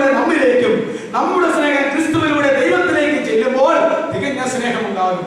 ആ തികഞ്ഞ സ്നേഹം മരണഭയത്തെ മാത്രമല്ല സകല ഭയത്തെയും നമ്മിൽ നിന്ന് ഉച്ചാടനം ചെയ്യുന്നതാണ്. അതുകൊണ്ട് മരണഭയത്തിൽ നിന്നുള്ള വിടുതൽ, മരണാധികാരിയായവനെ നീക്കിയിട്ട അല്ലേ, നീക്കിയിട്ടാണ് നമ്മെ ശിക്ഷിക്കാനായിട്ട് ഒരു കലക്ടർ എപ്പോഴും പണിയെടുത്തുകൊണ്ടിരിക്കാന്ന് വിചാരിക്കുക. ഒരു ശിക്ഷ വന്നു, ആരുടെയൊക്കെ കയ്യെ കാലെ പിടിച്ച് അത് നീക്കി, പിന്നെയും വന്നു. അപ്പൊ ഇങ്ങനെ അങ്ങ് പോവുകയാണ്. കലക്ടറെ മുകളിലുള്ള ആൾ മുഖ്യമന്ത്രിക്ക് തന്നെ നമ്മൾ പരാതി കൊടുക്കുക. ഒരു വിഷയത്തിൽ നമ്മെ ജയിക്കാൻ വന്നു, അത് 8-10 കഴിഞ്ഞപ്പോ മുഖ്യമന്ത്രിയുടെ നോട്ടത്തില് നമ്മുടെ ഭാഗമാണ് ശരി. അപ്പൊ പിന്നെ ഈ ശല്യം തീർക്കാനുള്ള അയാൾ എന്ത് ചെയ്യും? ആ കലക്ടറെ നമ്മുടെ രാജ്യത്ത് നിന്ന് മാറ്റി വേറെ എങ്ങോട്ടെങ്കിലും വിട്ടേക്ക്, ശല്യം തീർന്നത് എന്ന് പറയുന്ന പോലെയാ. ആദ്യം ഭരണാധികാരിയായ സാത്താനെ ആ അധികാര സ്ഥാനത്ത് നിന്ന് നീക്കിക്കളഞ്ഞു. എന്നിട്ട് എന്നേക്കും മരണഭയത്തിൽ ആയിരുന്നവരെയൊക്കെ കർത്താവ് തന്റെ മരണത്താൽ വിടുവിച്ചു. ക്രൂശിന്റെ ശക്തി അല്ലേ, തന്റെ മരണത്തിന്റെ ശക്തി, തന്റെ രക്തത്തിന്റെ ശക്തി അപ്രകാരം വ്യാപരിക്കുന്നതാണ് എന്ന് നമ്മൾ ഓർക്കേണ്ടതാണ്. അതുകൊണ്ട് മരണഭയത്തിൽ നിന്നുള്ള വിടുതൽ ഇതെല്ലാം ഒറ്റയടിക്ക് പോകുമെന്നല്ല ഞാൻ പറഞ്ഞത്. ഏതെങ്കിലും ഭയങ്ങൾ നമ്മെ അവശേഷിക്കുന്നുവെങ്കിൽ നിശ്ചയമായും സമ്പൂർണമായ വിടുതൽ നമ്മുടെ ഈ ലോക ജീവിതത്തിൽ നമുക്ക് നേടിയെടുക്കാനായിട്ട് കഴിയും. മരിക്കാതിരിക്കാൻ മാത്രം, ശാരീരിക മരണം മാത്രം കഴിയുന്നില്ല. അത് ദൈവം പ്രത്യേകം പ്ലാൻ ചെയ്യുന്നവർക്ക്. നമ്മളെ അറിവിൽ എത്ര പേരുണ്ട് മരിക്കാതെ അങ്ങോട്ട് എടുക്കപ്പെട്ടവര്? ഹാനോക്കും ഏലിയാവും. ഈ 6000 കൊല്ല കാലത്തിനിടയ്ക്ക് 2 മനുഷ്യരെ ദൈവം ഇങ്ങനെ എടുത്തുകൊണ്ട് പോയെന്നാണ് പറഞ്ഞിരിക്കുന്നത്. ബാക്കിയുള്ളവരൊക്കെ അങ്ങനെ മരിച്ചിട്ടാണല്ലോ പോയിരിക്കുന്നത്. അതുകൊണ്ട് മരിക്കാതെ അങ്ങോട്ട് എടുത്തിരിക്കുന്നവർ 2 പേരാണെന്ന് പറയുന്നു. അതിനും പറയുന്നു, ഈ വെളിപ്പാട് പുസ്തകത്തിൽ വരാനുള്ള ഒരു കാലഘട്ടത്തിൽ എതിർ ക്രിസ്തുവിന്റെ പീഡയാൽ അന്ന് ഈ 2 പേരെ ഇങ്ങോട്ട് രാജ്യത്തിന്റെ സുവിശേഷവുമായി യഹൂദജാതിയുടെ അടുക്കിലേക്ക് അയക്കുമ്പോൾ 3.5 കൊല്ലം അവർ പ്രസംഗിച്ച് ഇവിടെ വലിയ കോലുകളൊക്കെ സൃഷ്ടിക്കുമ്പോൾ 3.5 വർഷം എത്തുമ്പോൾ എതിർ ക്രിസ്തു അവരെ നമ്മൾ കൊന്നുകളയും. അവരുടെ ശവം യെരൂശലേമിന്റെ തിരുവീതിയിൽ യെരൂശലേം പട്ടണത്തിൽ 3.5 ദിവസം അവരെ കിടക്കും. അപ്പോൾ ലോകമൊക്കെയും അവരെ ജനിക്കുക, അവരെ ദണ്ഡിപ്പിച്ച, അവരെ പീഡിപ്പിച്ച, അവരെ ദൈവഭയത്തിലേക്ക് വഴി നടത്തിയ, ന്യായവിധിയെ കുറിച്ച് പ്രബോധിപ്പിച്ച ഈ ഉപദേശിമാരെ കൊന്നുകളഞ്ഞു എന്നുള്ളതിനാൽ ജനങ്ങൾ മുഴുവൻ സന്തോഷിച്ച് സമാധാനപ്പെട്ട് അങ്ങോട്ടും ഇങ്ങോട്ടും സമ്മാനങ്ങളെല്ലാം കൊടുത്ത് 3.5 കൊല്ലത്തെ ആരെങ്കിലും മരിക്കുമ്പോൾ 7 ദിവസത്തെ അല്ലെങ്കിൽ 1 മാസത്തെ ദുഃഖാചരണം എന്ന് പറഞ്ഞ കണക്ക് 3.5 ദിവസത്തെ സന്തോഷാചരണം അന്ന് എതിർ ക്രിസ്തു അന്ന് വിളംബരം ചെയ്യും. അങ്ങനെ എത്തിക്കൊണ്ടിരിക്കുന്ന അവസരത്തിൽ ദൈവത്തിൽ നിന്ന് ജീവൻ അവരിലേക്ക് വന്നിട്ട് ആ മൃതശരീരത്തിൽ കയറിയിട്ട് അത് കാലൂന്നി എഴുന്നേറ്റ് നിൽക്കും. അവർ ഒരു നിമിഷത്തിൽ അവർ ജീവനോടെ എഴുന്നേറ്റ് നിൽക്കുന്നത് കാണുമ്പോൾ എല്ലാവരും പേടിക്കാനായി തുടങ്ങും. അപ്പോൾ ഒരു ശബ്ദം സ്വർഗ്ഗത്തിൽ നിന്ന് കേൾക്കും, ഇവിടേക്ക് കയറി വരുകയും. അപ്പോൾ അവര് യെരൂശലേമിന്റെ തെരുവീതിയിൽ നിന്ന് കർത്താവ് യെരൂശലേമിന്റെ നിറയിൽ സ്വർഗ്ഗത്തിലേക്ക് പോയതുപോലെ ഇവരങ്ങോട്ട് പൊങ്ങാനായിട്ട് തുടങ്ങും. അപ്പോൾ ഭയങ്കര സംഭവങ്ങൾ, യെരൂശലേമിൽ ഒരു വലിയ ഭൂകമ്പം ഉണ്ടാകും. എത്രയൊന്നാ നശിച്ചു പോകുന്നത്? 10-1 അതെ, 10-1 മുഴുവൻ നശിച്ച് തകർന്നു പോകും. ലോകത്തെ വിറപ്പിക്കുന്ന ഒരു സംഭവം. അതുകൊണ്ട് ഞാൻ പറഞ്ഞു വന്ന 2 പേര് മാത്രമേ മരിക്കാൻ ഞങ്ങൾ എടുത്തിട്ടുള്ളൂ. അതിനും ദൈവത്തിന് പദ്ധതിയുണ്ട്. ബാക്കിയുള്ളവരെ മരിപ്പിച്ചാണ് എടുത്തിരിക്കുന്നത്. അതിനും ദൈവത്തിന് പദ്ധതിയുണ്ട്, ഇല്ലേ? മരിക്കാതെ എടുത്തവരെ ഇനിയും ഒരിക്കൽ മരണം എന്നുള്ള വചനത്തിന് ഇരയാക്കിക്കൊണ്ട് അവരും മരിച്ച് അവരെ തന്നെ വീണ്ടും ഉയർപ്പിച്ച് സ്വർഗ്ഗത്തിലേക്ക് എടുക്കും എന്നുള്ള കാര്യം നമ്മൾ അറിയേണ്ടതാണ്. എന്നാൽ ഇവർ 2 പേരും ആത്മാവിൽ, മോശയും ഏലിയാവും ആത്മാവിൽ മറുരൂപം അധികം വന്നതായിട്ടൊക്കെ നമ്മൾ മനസ്സിലാക്കുന്നു. അതുകൊണ്ട് മോശയും ഏലിയാവും വരുമെന്നും അല്ലെങ്കിൽ മോശയും അല്ല ഏലിയാവും ഹാനോക്കും ആകുന്നു ഒക്കെയും പറയുന്നുണ്ട്. അതുകൊണ്ട് ഈ ഒരു മരണം മാത്രമേ ഇതിനകത്ത് ഒഴിവായിട്ടുള്ളൂ നമ്മൾ മനസ്സിലാക്കേണ്ടതാണ്. മരണഭയത്തിൽ നിന്നുള്ള ഒരു ഒഴിവ് ദൈവം നമുക്ക് എല്ലാവർക്കും തന്നിരിക്കുന്നു. ഇനി വളരെ സന്തോഷകരമായ, വളരെ പ്രത്യാശകരമായിട്ടുള്ള ഒരു കാര്യമാണ് ഈ മരണത്തെ കുറിച്ചുള്ള വാക്യങ്ങളിൽ നമുക്ക് കാണുവാനായിട്ട് കഴിയുന്നത്. ഫിലിപ്പിയ 1:21. ഈ കഴിഞ്ഞ ഞായറാഴ്ച പിറവ സഭയിലെ ഒരു സഹോദരൻ, നമ്മുടെ ജോസ് സാറിന്റെ ഒരു അനുജൻ മരിച്ചപ്പോൾ ഞങ്ങൾ അവിടെ ശവസംസ്കാരത്തിന് പോകുകയും അവിടെ ഈ വാക്യങ്ങൾ എല്ലാ പ്രസംഗികരും ഉദ്ധരിക്കുകയും ചെയ്തതാണ്. ഫിലിപ്പിയ 1:21 വായിച്ചേ. അപ്പോസ്തലനായ പൗലോസ് പറയുകയാണ്, മരണം എന്ന് പറഞ്ഞാൽ എനിക്ക് എന്താണ് ലാഭം? ഞാൻ ആ വാക്യം പറഞ്ഞു. അപ്പൊ എന്റെ പിന്നാലെ വന്ന പ്രാസംഗികൻ അതങ്ങോട്ട് ശരിയായിട്ട് അങ്ങോട്ട് വിശദീകരിച്ചു. കച്ചവടത്തിന്റെ കാര്യമാണ്. ലാഭനഷ്ടം ഏതിലായുള്ളത്? ബിസിനസ്സിലാണ്, കച്ചവടത്തിലാണ്, അല്ലേ? ചിലപ്പോൾ നഷ്ടമുണ്ടാകാം, ചിലപ്പോൾ ലാഭമുണ്ടാകാം. എന്നാൽ ഇവിടെ പൗലോസ് പറയുകയാ, അന്നേരം എനിക്കൊരു കാര്യം ഞാൻ എന്റെ ബിസിനസ് നിങ്ങൾക്ക് അറിയാവോ? പൗലോസ് പറയുന്നതാണ്, സങ്കല്പിക്കുക, നിങ്ങൾക്ക് എന്റെ ബിസിനസ് എന്താണെന്ന് അറിയാവോ? എന്റെ ബിസിനസ്സിൽ എനിക്ക് ഞാൻ മരിച്ചാൽ ഭയങ്കര ലാഭമാണ്. അപ്പൊ എന്നതാ തന്റെ ബിസിനസ്? തന്റെ ബിസിനസ് എന്ന് പറയുന്നത് ക്രിസ്തുവിൽ ജീവിക്കുക എന്നുള്ളത്. തന്റെ ബിസിനസ് ക്രിസ്തുവിൽ ജീവിക്കുക എന്നുള്ളതാണ്. എന്നിട്ട് പൗലോസ് പറഞ്ഞു, ദൈവം എനിക്ക് തന്ന ശുശ്രൂഷ തികയ്ക്കണം. ഞാൻ നിങ്ങളോട് പറഞ്ഞിട്ടുണ്ട്, ഞാൻ എൻ്റെ പ്രാണനെ വിലയേറിയതായി എണ്ണുന്നില്ല. പിന്നെ ദൈവം തന്ന ശുശ്രൂഷയും ഓട്ടവും ഒക്കെ ഓടി എത്തിക്കണമെന്നും തികയണമെന്നും മാത്രമേ എനിക്കൊരു ചിന്തയുള്ളൂ എന്ന് പൗലോസ് പറഞ്ഞു. അതുകൊണ്ട് പൗലോസിന്റെ ബിസിനസ് ക്രിസ്തുവിനായി ജീവിക്കുക, ക്രിസ്തുവിനായി പ്രവർത്തിക്കുക എന്നുള്ളതാണ്. ഈ ബിസിനസ്സിൽ എനിക്ക് ഭയങ്കര ലാഭമാണ് ഉണ്ടായിരിക്കുന്നത്, കോടികളുടെ ലാഭമാണ് ഉണ്ടായിരിക്കുന്നത്. എപ്പോൾ ഞാൻ മരിക്കുന്നുവോ അപ്പോൾ എനിക്കത് ഭയങ്കര ലാഭമാണ്, ഭയങ്കര ലാഭമാണ് എന്നാ പറയുന്നത്. ഇനിയും ഞാൻ ബിസിനസ് ചെയ്ത് മുമ്പോട്ട് പോകുന്നതിനേക്കാൾ എനിക്കിപ്പോൾ മരിക്കുന്നത് ലാഭമാണെന്നാണ് പറഞ്ഞിരിക്കുന്നത്. അതുകൊണ്ട് ശരിയായ ഒരു ദൈവ പൈതലിന് പറയാൻ കഴിയേണ്ടതാ, എനിക്ക് നിങ്ങൾക്ക് പറയാൻ കഴിയേണ്ടതാ, ഇനി ഞാൻ ഈ ഭൂമിയിൽ ജീവിച്ചാൽ എന്നിൽ ഞാനല്ല ജീവിക്കുന്നത്, എന്റെ ക്രിസ്തുവാണ് ജീവിക്കുന്നത്. ഞാൻ എപ്പോൾ മരിച്ചാലും ആ മരണം എനിക്ക് വലിയ ലാഭമാണ്. ഇതാണ് നമ്മുടെ മുദ്രാവാക്യമായിരിക്കുന്നത്. ഇതാണ് ഒരു ദൈവ പൈതൽ എന്ന് പറയുന്നത്. അല്ലാതെ വേറെ ഉള്ള പരിപാടികളൊന്നുമല്ല. ദൈവപൈതലിനെ തിരിച്ചറിയാനായിട്ടുള്ള സംഗതികൾ. എനിക്ക് ജീവിക്കുന്നത് ക്രിസ്തുവും മരിക്കുന്നത് ലാഭവും. അപ്പൊ മരണം ഒരു ലാഭകരമാണ്. ഒരു തഹസീൽദാര് ആയിട്ടിരിക്കുന്ന ഒരാൾക്ക് ഒരു ഓർഡർ വരികയാണ്, തന്നെ കലക്ടറാക്കി എന്ന് പറഞ്ഞു കഴിഞ്ഞാൽ അയാൾ നിർവഹിച്ചുകൊണ്ട് കൊടുക്കും. ഞാനിത് പ്രതീക്ഷിച്ചതല്ല, പ്രതീക്ഷിക്കാത്ത സമയത്ത് ഇതൊക്കെ വന്നു, ഞാൻ എന്നാ ചെയ്യേണ്ടത്, എനിക്കിതൊന്നും വഹിക്കാനും സഹിക്കാനും മേല എന്ന് പറഞ്ഞ കാര്യങ്ങൾ നടക്കുമോ? ഇല്ലേ? തന്റെ പ്രൊമോഷൻ എന്നതാ തനിക്ക് സന്തോഷവും ലാഭവുമാണ് അല്ലേ എന്ന് പറയുന്ന പോലെയാ. ഈ ലോകത്തിൽ ബിസിനസ് ചെയ്തിരിക്കുന്ന ആളെ കർത്താവ് വിളിച്ചിട്ട് ബിസിനസ് തീർക്കുമല്ല, എടാ ബിസിനസിന്റെ സ്ഥലം മാറ്റിയെന്ന് മാത്രമേ ഉള്ളൂ, പോരാൻ പറഞ്ഞു ഇല്ലേ? ഇവിടെ പണിയെടുക്കുന്ന ഒരാൾ ഗൾഫിൽ ചെന്നാൽ എന്തോരം പണം കൂട്ടി കിട്ടും. എന്റെ അറിവിൽ ഏറ്റവും കൂടുതൽ രൂപയ്ക്ക് വരെയുള്ളത് കുവൈറ്റിലാണ് അല്ലേ? നമ്മുടെ ഈ പത്രത്തിൽ കാണാം, കുവൈറ്റ് ദീനാർ, അതിനാണ് നമ്മുടെ ഇന്ത്യയിൽ ഏറ്റവും കൂടുതൽ വിലയുള്ളത്. പിന്നെ അമേരിക്കയിലെ ഡോളർ, പിന്നെ ഓരോ രാജ്യത്തൊക്കെ വ്യത്യാസമുണ്ട്. അപ്പോ എന്ന് പറഞ്ഞ പോലെ അങ്ങനെയാണെങ്കിൽ ആളുകൾ ചിന്തിക്കും, ഇവിടെ 10 കൊല്ലം പണിയെടുക്കുന്ന നേരം കൊണ്ട് അവിടെയൊക്കെ പോയി പണിയെടുത്തു കഴിഞ്ഞാൽ 10 മടങ്ങ് സമ്പാദിച്ചുകൊണ്ട് വരാമല്ലോ, തെറ്റൊന്നുമില്ല. എന്തുകൊണ്ടാണ് അങ്ങനെ പറഞ്ഞത്? അവിടെ പോയാൽ അത് ഭയങ്കരമായിട്ട് ഇരട്ടിയായിട്ട് 10 ഇരട്ടിയായിട്ടൊക്കെ വർദ്ധിച്ചുകൊണ്ടിരിക്കും. ദൈവം ഇത്രേ ചെയ്യുന്നുള്ളൂ, ഭൂമിയിലെ ബിസിനസ് നിർത്തിക്കൂ. എന്തോരം ലാഭം അതിനൊക്കെ ഉണ്ടായത്. ആ ലാഭത്തോടു കൂടെ ഇനി എവിടെ ബിസിനസ് ചെയ്ത് വെച്ചാൽ മതി? സ്വർഗത്തിൽ ബിസിനസ് ചെയ്ത് വെച്ചാൽ മതി. അതുകൊണ്ട് ഇവിടെ നല്ല ബിസിനസ്സുകാരി എല്ലാം ദൈവം പെട്ടെന്ന് എടുത്ത് അങ്ങോട്ട് കൊണ്ടുപോകും. ഇത് ഓർത്തിട്ടാണ് പൗലോസ് പറഞ്ഞത്, ഞാൻ ജീവിക്കുന്നെങ്കിൽ ഇവിടെ ക്രിസ്തു ജീവിക്കും, മരിക്കുന്നെങ്കിൽ എനിക്കത് ലാഭമാണ്. എന്തൊരു ഒരു കാര്യത്തിൽ പറഞ്ഞാൽ വളരെ തമാശ പറയുന്ന പോലെ അല്ല, വളരെ സന്തോഷത്തോടെ പറയുന്ന പോലെ. പൗലോസ് സന്തോഷത്തോടെയല്ലേ പറയുന്നത്? ഒരു ദൈവ പൈതലിന്റെ അനുഭവ പ്രകാരമായിരിക്കണമെന്നാണ് പറഞ്ഞിരിക്കുന്നത്. ഇതവന്റെ മുദ്രാവാക്യമാണ്. ജീവിക്കുന്നത് ക്രിസ്തു, നമ്മിൽ ആരാ ജീവിക്കുന്നത്? ഒരു വല്ല സംശയമുണ്ടോ? നമ്മിൽ നമ്മൾ ജീവിക്കുന്നു, അല്ലാതെ തന്നെ കർത്താവാണോ ജീവിക്കുന്നത്? ഇന്നൊരു ദേവദാസൻ തുരുട മേഖലാ ധ്യാനയോഗമായിരുന്നു. അവിടുന്ന് പറഞ്ഞതുപോലെ അദ്ദേഹം പറഞ്ഞതുപോലെ ഈ റോമാലേഖനം 11-ാം അധ്യായത്തിൽ ഒരു യഹൂദ ജാതിയെ കുറിച്ചുള്ളതായിരിക്കുന്ന കാര്യം പറയുമ്പോൾ ഒരു ബഡ്ഡി ചെയ്യുന്ന കാര്യം പറഞ്ഞിട്ടുണ്ട്. ഞാൻ ഇവിടെ ഒരു ധ്യാനയോഗത്തിന് പറഞ്ഞത് ഇവിടെ ഭൂമിയിലെ ബഡ് പോലെയല്ല അവിടെ പറയുന്ന ബഡ്. എന്താ പറഞ്ഞത്? ഫലം കായ്ക്കാത്ത കൊമ്പുകളെയെല്ലാം ദൈവം തമ്പുരാൻ കുടിച്ചു കളഞ്ഞിട്ട് കാട്ടിൽ പോയിട്ട് അവിടെ ഉണ്ടായിരുന്ന കാട്ടൊലിവിന്റെ കൊമ്പുകളെയെല്ലാം ഒടിച്ച് ഇങ്ങോട്ട് കൊണ്ടുവന്നിട്ട് ഈ നാട്ടൊലിവിന്റെ ആ ഒടിച്ചു കളഞ്ഞ സ്ഥാനത്ത് കൂട്ടിവെച്ച് ബഡ് ചെയ്ത് അതിനെ അവിടെ പിടിപ്പിച്ചു കഴിഞ്ഞിട്ട് എന്ത് ചെയ്തു? ഈ വേരിനൊത്തവണ്ണം, ഈ തായ്തടിക്കൊത്തവണ്ണം അതിനെ ഫലം കായ്പിച്ചു. എന്താ ഈ പറഞ്ഞു വന്നത്? ആ ഒലിവ് വൃക്ഷം യഹൂദ സഭയായിരുന്നു. അതിന്റെ പേരും തായ്തടിയും ദൈവമായിരുന്നു.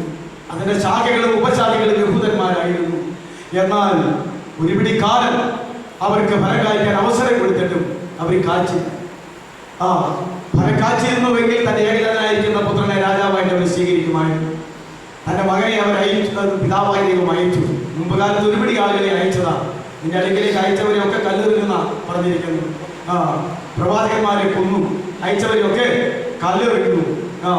എന്നിട്ട് കർത്താവ് പറഞ്ഞു, കല്ലെറിയുകയും ചെയ്തവളെ, കോഴി തന്റെ കുഞ്ഞുങ്ങളെ ചെറിയ കീഴിൽ ചേർക്കുന്നത് പോലെ നിന്നെ ചേർക്കാൻ ദൈവം എത്ര വട്ടം മനസ്സായിരുന്നു. അവസാനത്തെ ചേർത്തനായിട്ട് തന്റെ യോമനകുമാരനായി എന്നെ അയച്ചതാ, എന്നെയും ഇപ്പോൾ തള്ളി കളഞ്ഞിരിക്കുകയാ എന്ന് പറഞ്ഞു. അതുകൊണ്ട് ആ ഒടിച്ചു കളഞ്ഞ യഹൂദന്മാരുടെ കൊമ്പുകൾക്ക് പകരമായി കാട്ടിൽ പോയി കിടന്ന കാട്ടൊരുവിൻ കൊമ്പുകളായ ജാതിയരായ നമ്മെ അവിടെ കൊണ്ടുവന്ന് ഒട്ടിച്ചു ചേർത്തിട്ട് ഏതിന് തക്കവണ്ണം ഫലം കായ്ക്കണം? വേരായിരിക്കുന്ന ദൈവത്തിന് തക്കവണ്ണം, തായ്തടിയായിരിക്കുന്ന ദൈവത്തിന് തക്കവണ്ണം ആ ശാഖോപശാഖകളിലൂടെ ചേർത്ത് വെച്ചിട്ട് ഫലം കായ്പിച്ചുകൊണ്ടിരിക്കുന്നത് പെന്തോക്കോസ്തി മുതൽ കർത്താവിന്റെ മധ്യാകാശവും വരവ് വരെയുള്ളത്. അതുകൊണ്ട് ഫലം കാഴ്ച ആരെങ്കിലും പ്രശംസിക്കുന്നുവെങ്കിൽ കൊമ്പിന്റെ നേരെ നോക്കി പ്രശംസിക്കേണ്ട, നിന്നെയൊക്കെ ചുമക്കുന്ന ഒരു വേര്, ഒരു തായ്തടിയും ഉണ്ടെന്നുള്ള ബോധമുണ്ടായിരിക്കും എന്നല്ലേ പറഞ്ഞത്? അതാ പറഞ്ഞത്. എന്നാൽ ഈ ലോകത്തിലെ പണ്ട് എങ്ങനെയാണ്? അതെ, ഏറ്റവും വിളവില്ലാത്തതായ, ഫലം കുറഞ്ഞതായിട്ടുള്ള, പാല് കുറഞ്ഞിട്ടുള്ളതായിട്ടുള്ള ഈ നാടൻ മരങ്ങളെല്ലാം വെച്ച് പിടിപ്പിച്ചിട്ട് അതിൽ ഏറ്റവും പാലുള്ളതായിരിക്കുന്ന മരത്തിന്റെ കണ്ണു കൊണ്ടുവന്ന് ഇവിടെ അതെടുത്തിട്ട് ഇവിടെ ഭിത്തി ചെയ്തൊക്കെ വെച്ചാണ് വട്ടി ചെയ്യുന്നത്.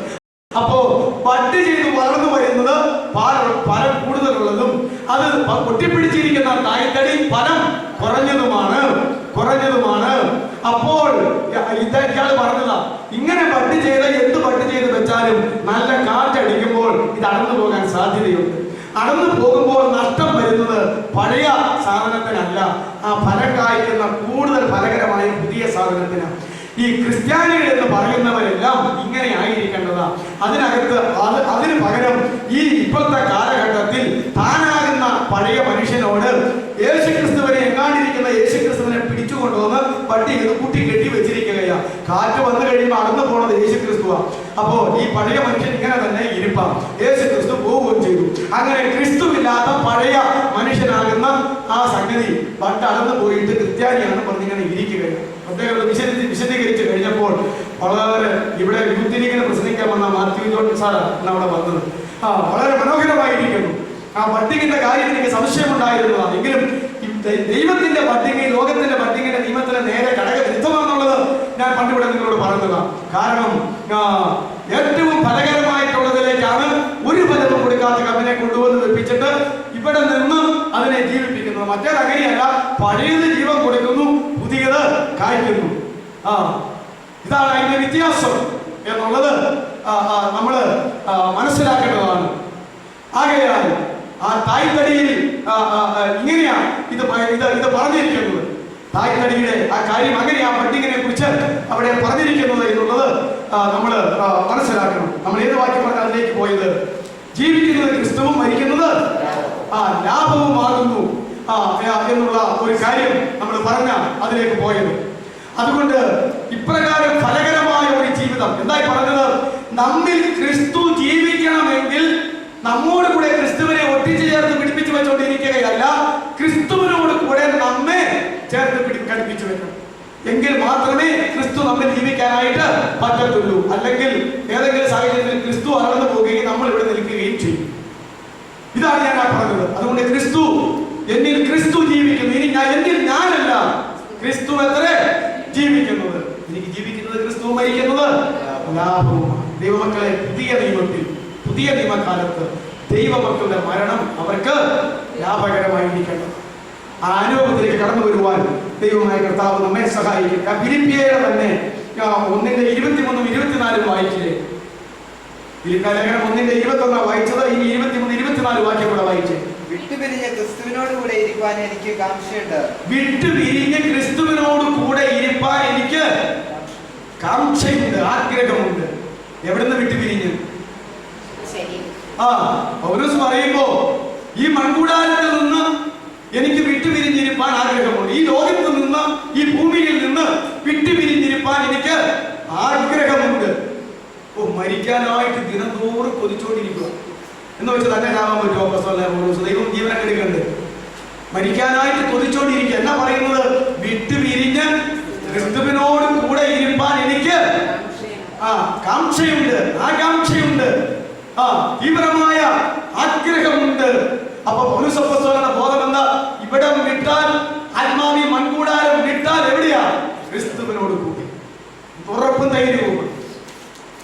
ഉറപ്പും ധൈര്യവുമാണ്. ക്രിസ്തുവിനോട് കൂടെ വിട്ടുപിരിഞ്ഞ് ക്രിസ്തുവിനോട് കൂടെ ഇരിപ്പാൻ എനിക്ക് ആകാംക്ഷയുണ്ട്. എന്നിട്ട്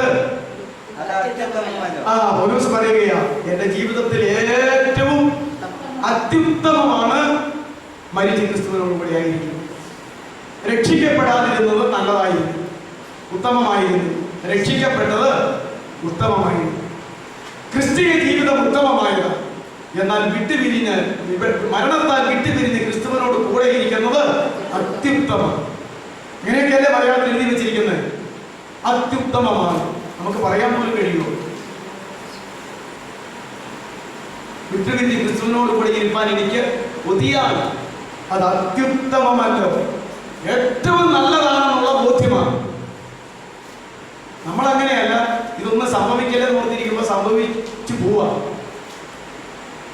അതാണ് വിട്ടുപിരിഞ്ഞ് ക്രിസ്തുവിനോട് കൂടെ ഇരിപ്പാൻ എനിക്ക് ആകാംക്ഷയുണ്ട്. അത് അത്യുത്തമമല്ലോ. ഞാനും ഓർക്കാറുണ്ട്, ഇത് എങ്ങനെ പറയാൻ കഴിയും എന്ന്. ഏത് കാര്യം നമുക്ക് ജനത്തിൽ പറയാൻ കഴിയും, ബുദ്ധിയിൽ പറയാൻ കഴിയും. പൗലോസ് അങ്ങനെയാണോ പറയുന്നത്? അല്ല. അപ്പൊ ഈ മരണം എന്ന് പറയുന്നത് എന്താ? വിട്ടുപിരിഞ്ഞ് ക്രിസ്തുവിനോട് കൂടെ ഇരിക്കുന്നത്. തൻ്റെ ഈ ലോകത്തിലേക്ക് പരലോകത്തിലേക്ക് ജീവിതം വെച്ച് തുലനം ചെയ്യുമ്പോൾ ഏറ്റവും അത്യുത്തമമായിരിക്കുന്ന ഒന്നുമാണ് മരണം. അതുകൊണ്ട് മരണത്തെ വളരെ സന്തോഷത്തോടെ, വളരെ പ്രത്യാശയോടെ, വളരെ ആവലോടെ, ദേവലോടെ നമ്മൾ ഉണർന്ന് അല്ലെ സ്വാഗതം ചെയ്ത് കൊണ്ടുപോകേണ്ടതാണ്. നമ്മുടെ ആ കാഴ്ചപ്പാടൊക്കെ മാറേണ്ടതാണ്. അതാ അവിടെ പറയുന്നത്. വെളിപ്പാട് 14:13. അടുത്തത് വെളിപ്പാട് 14:13.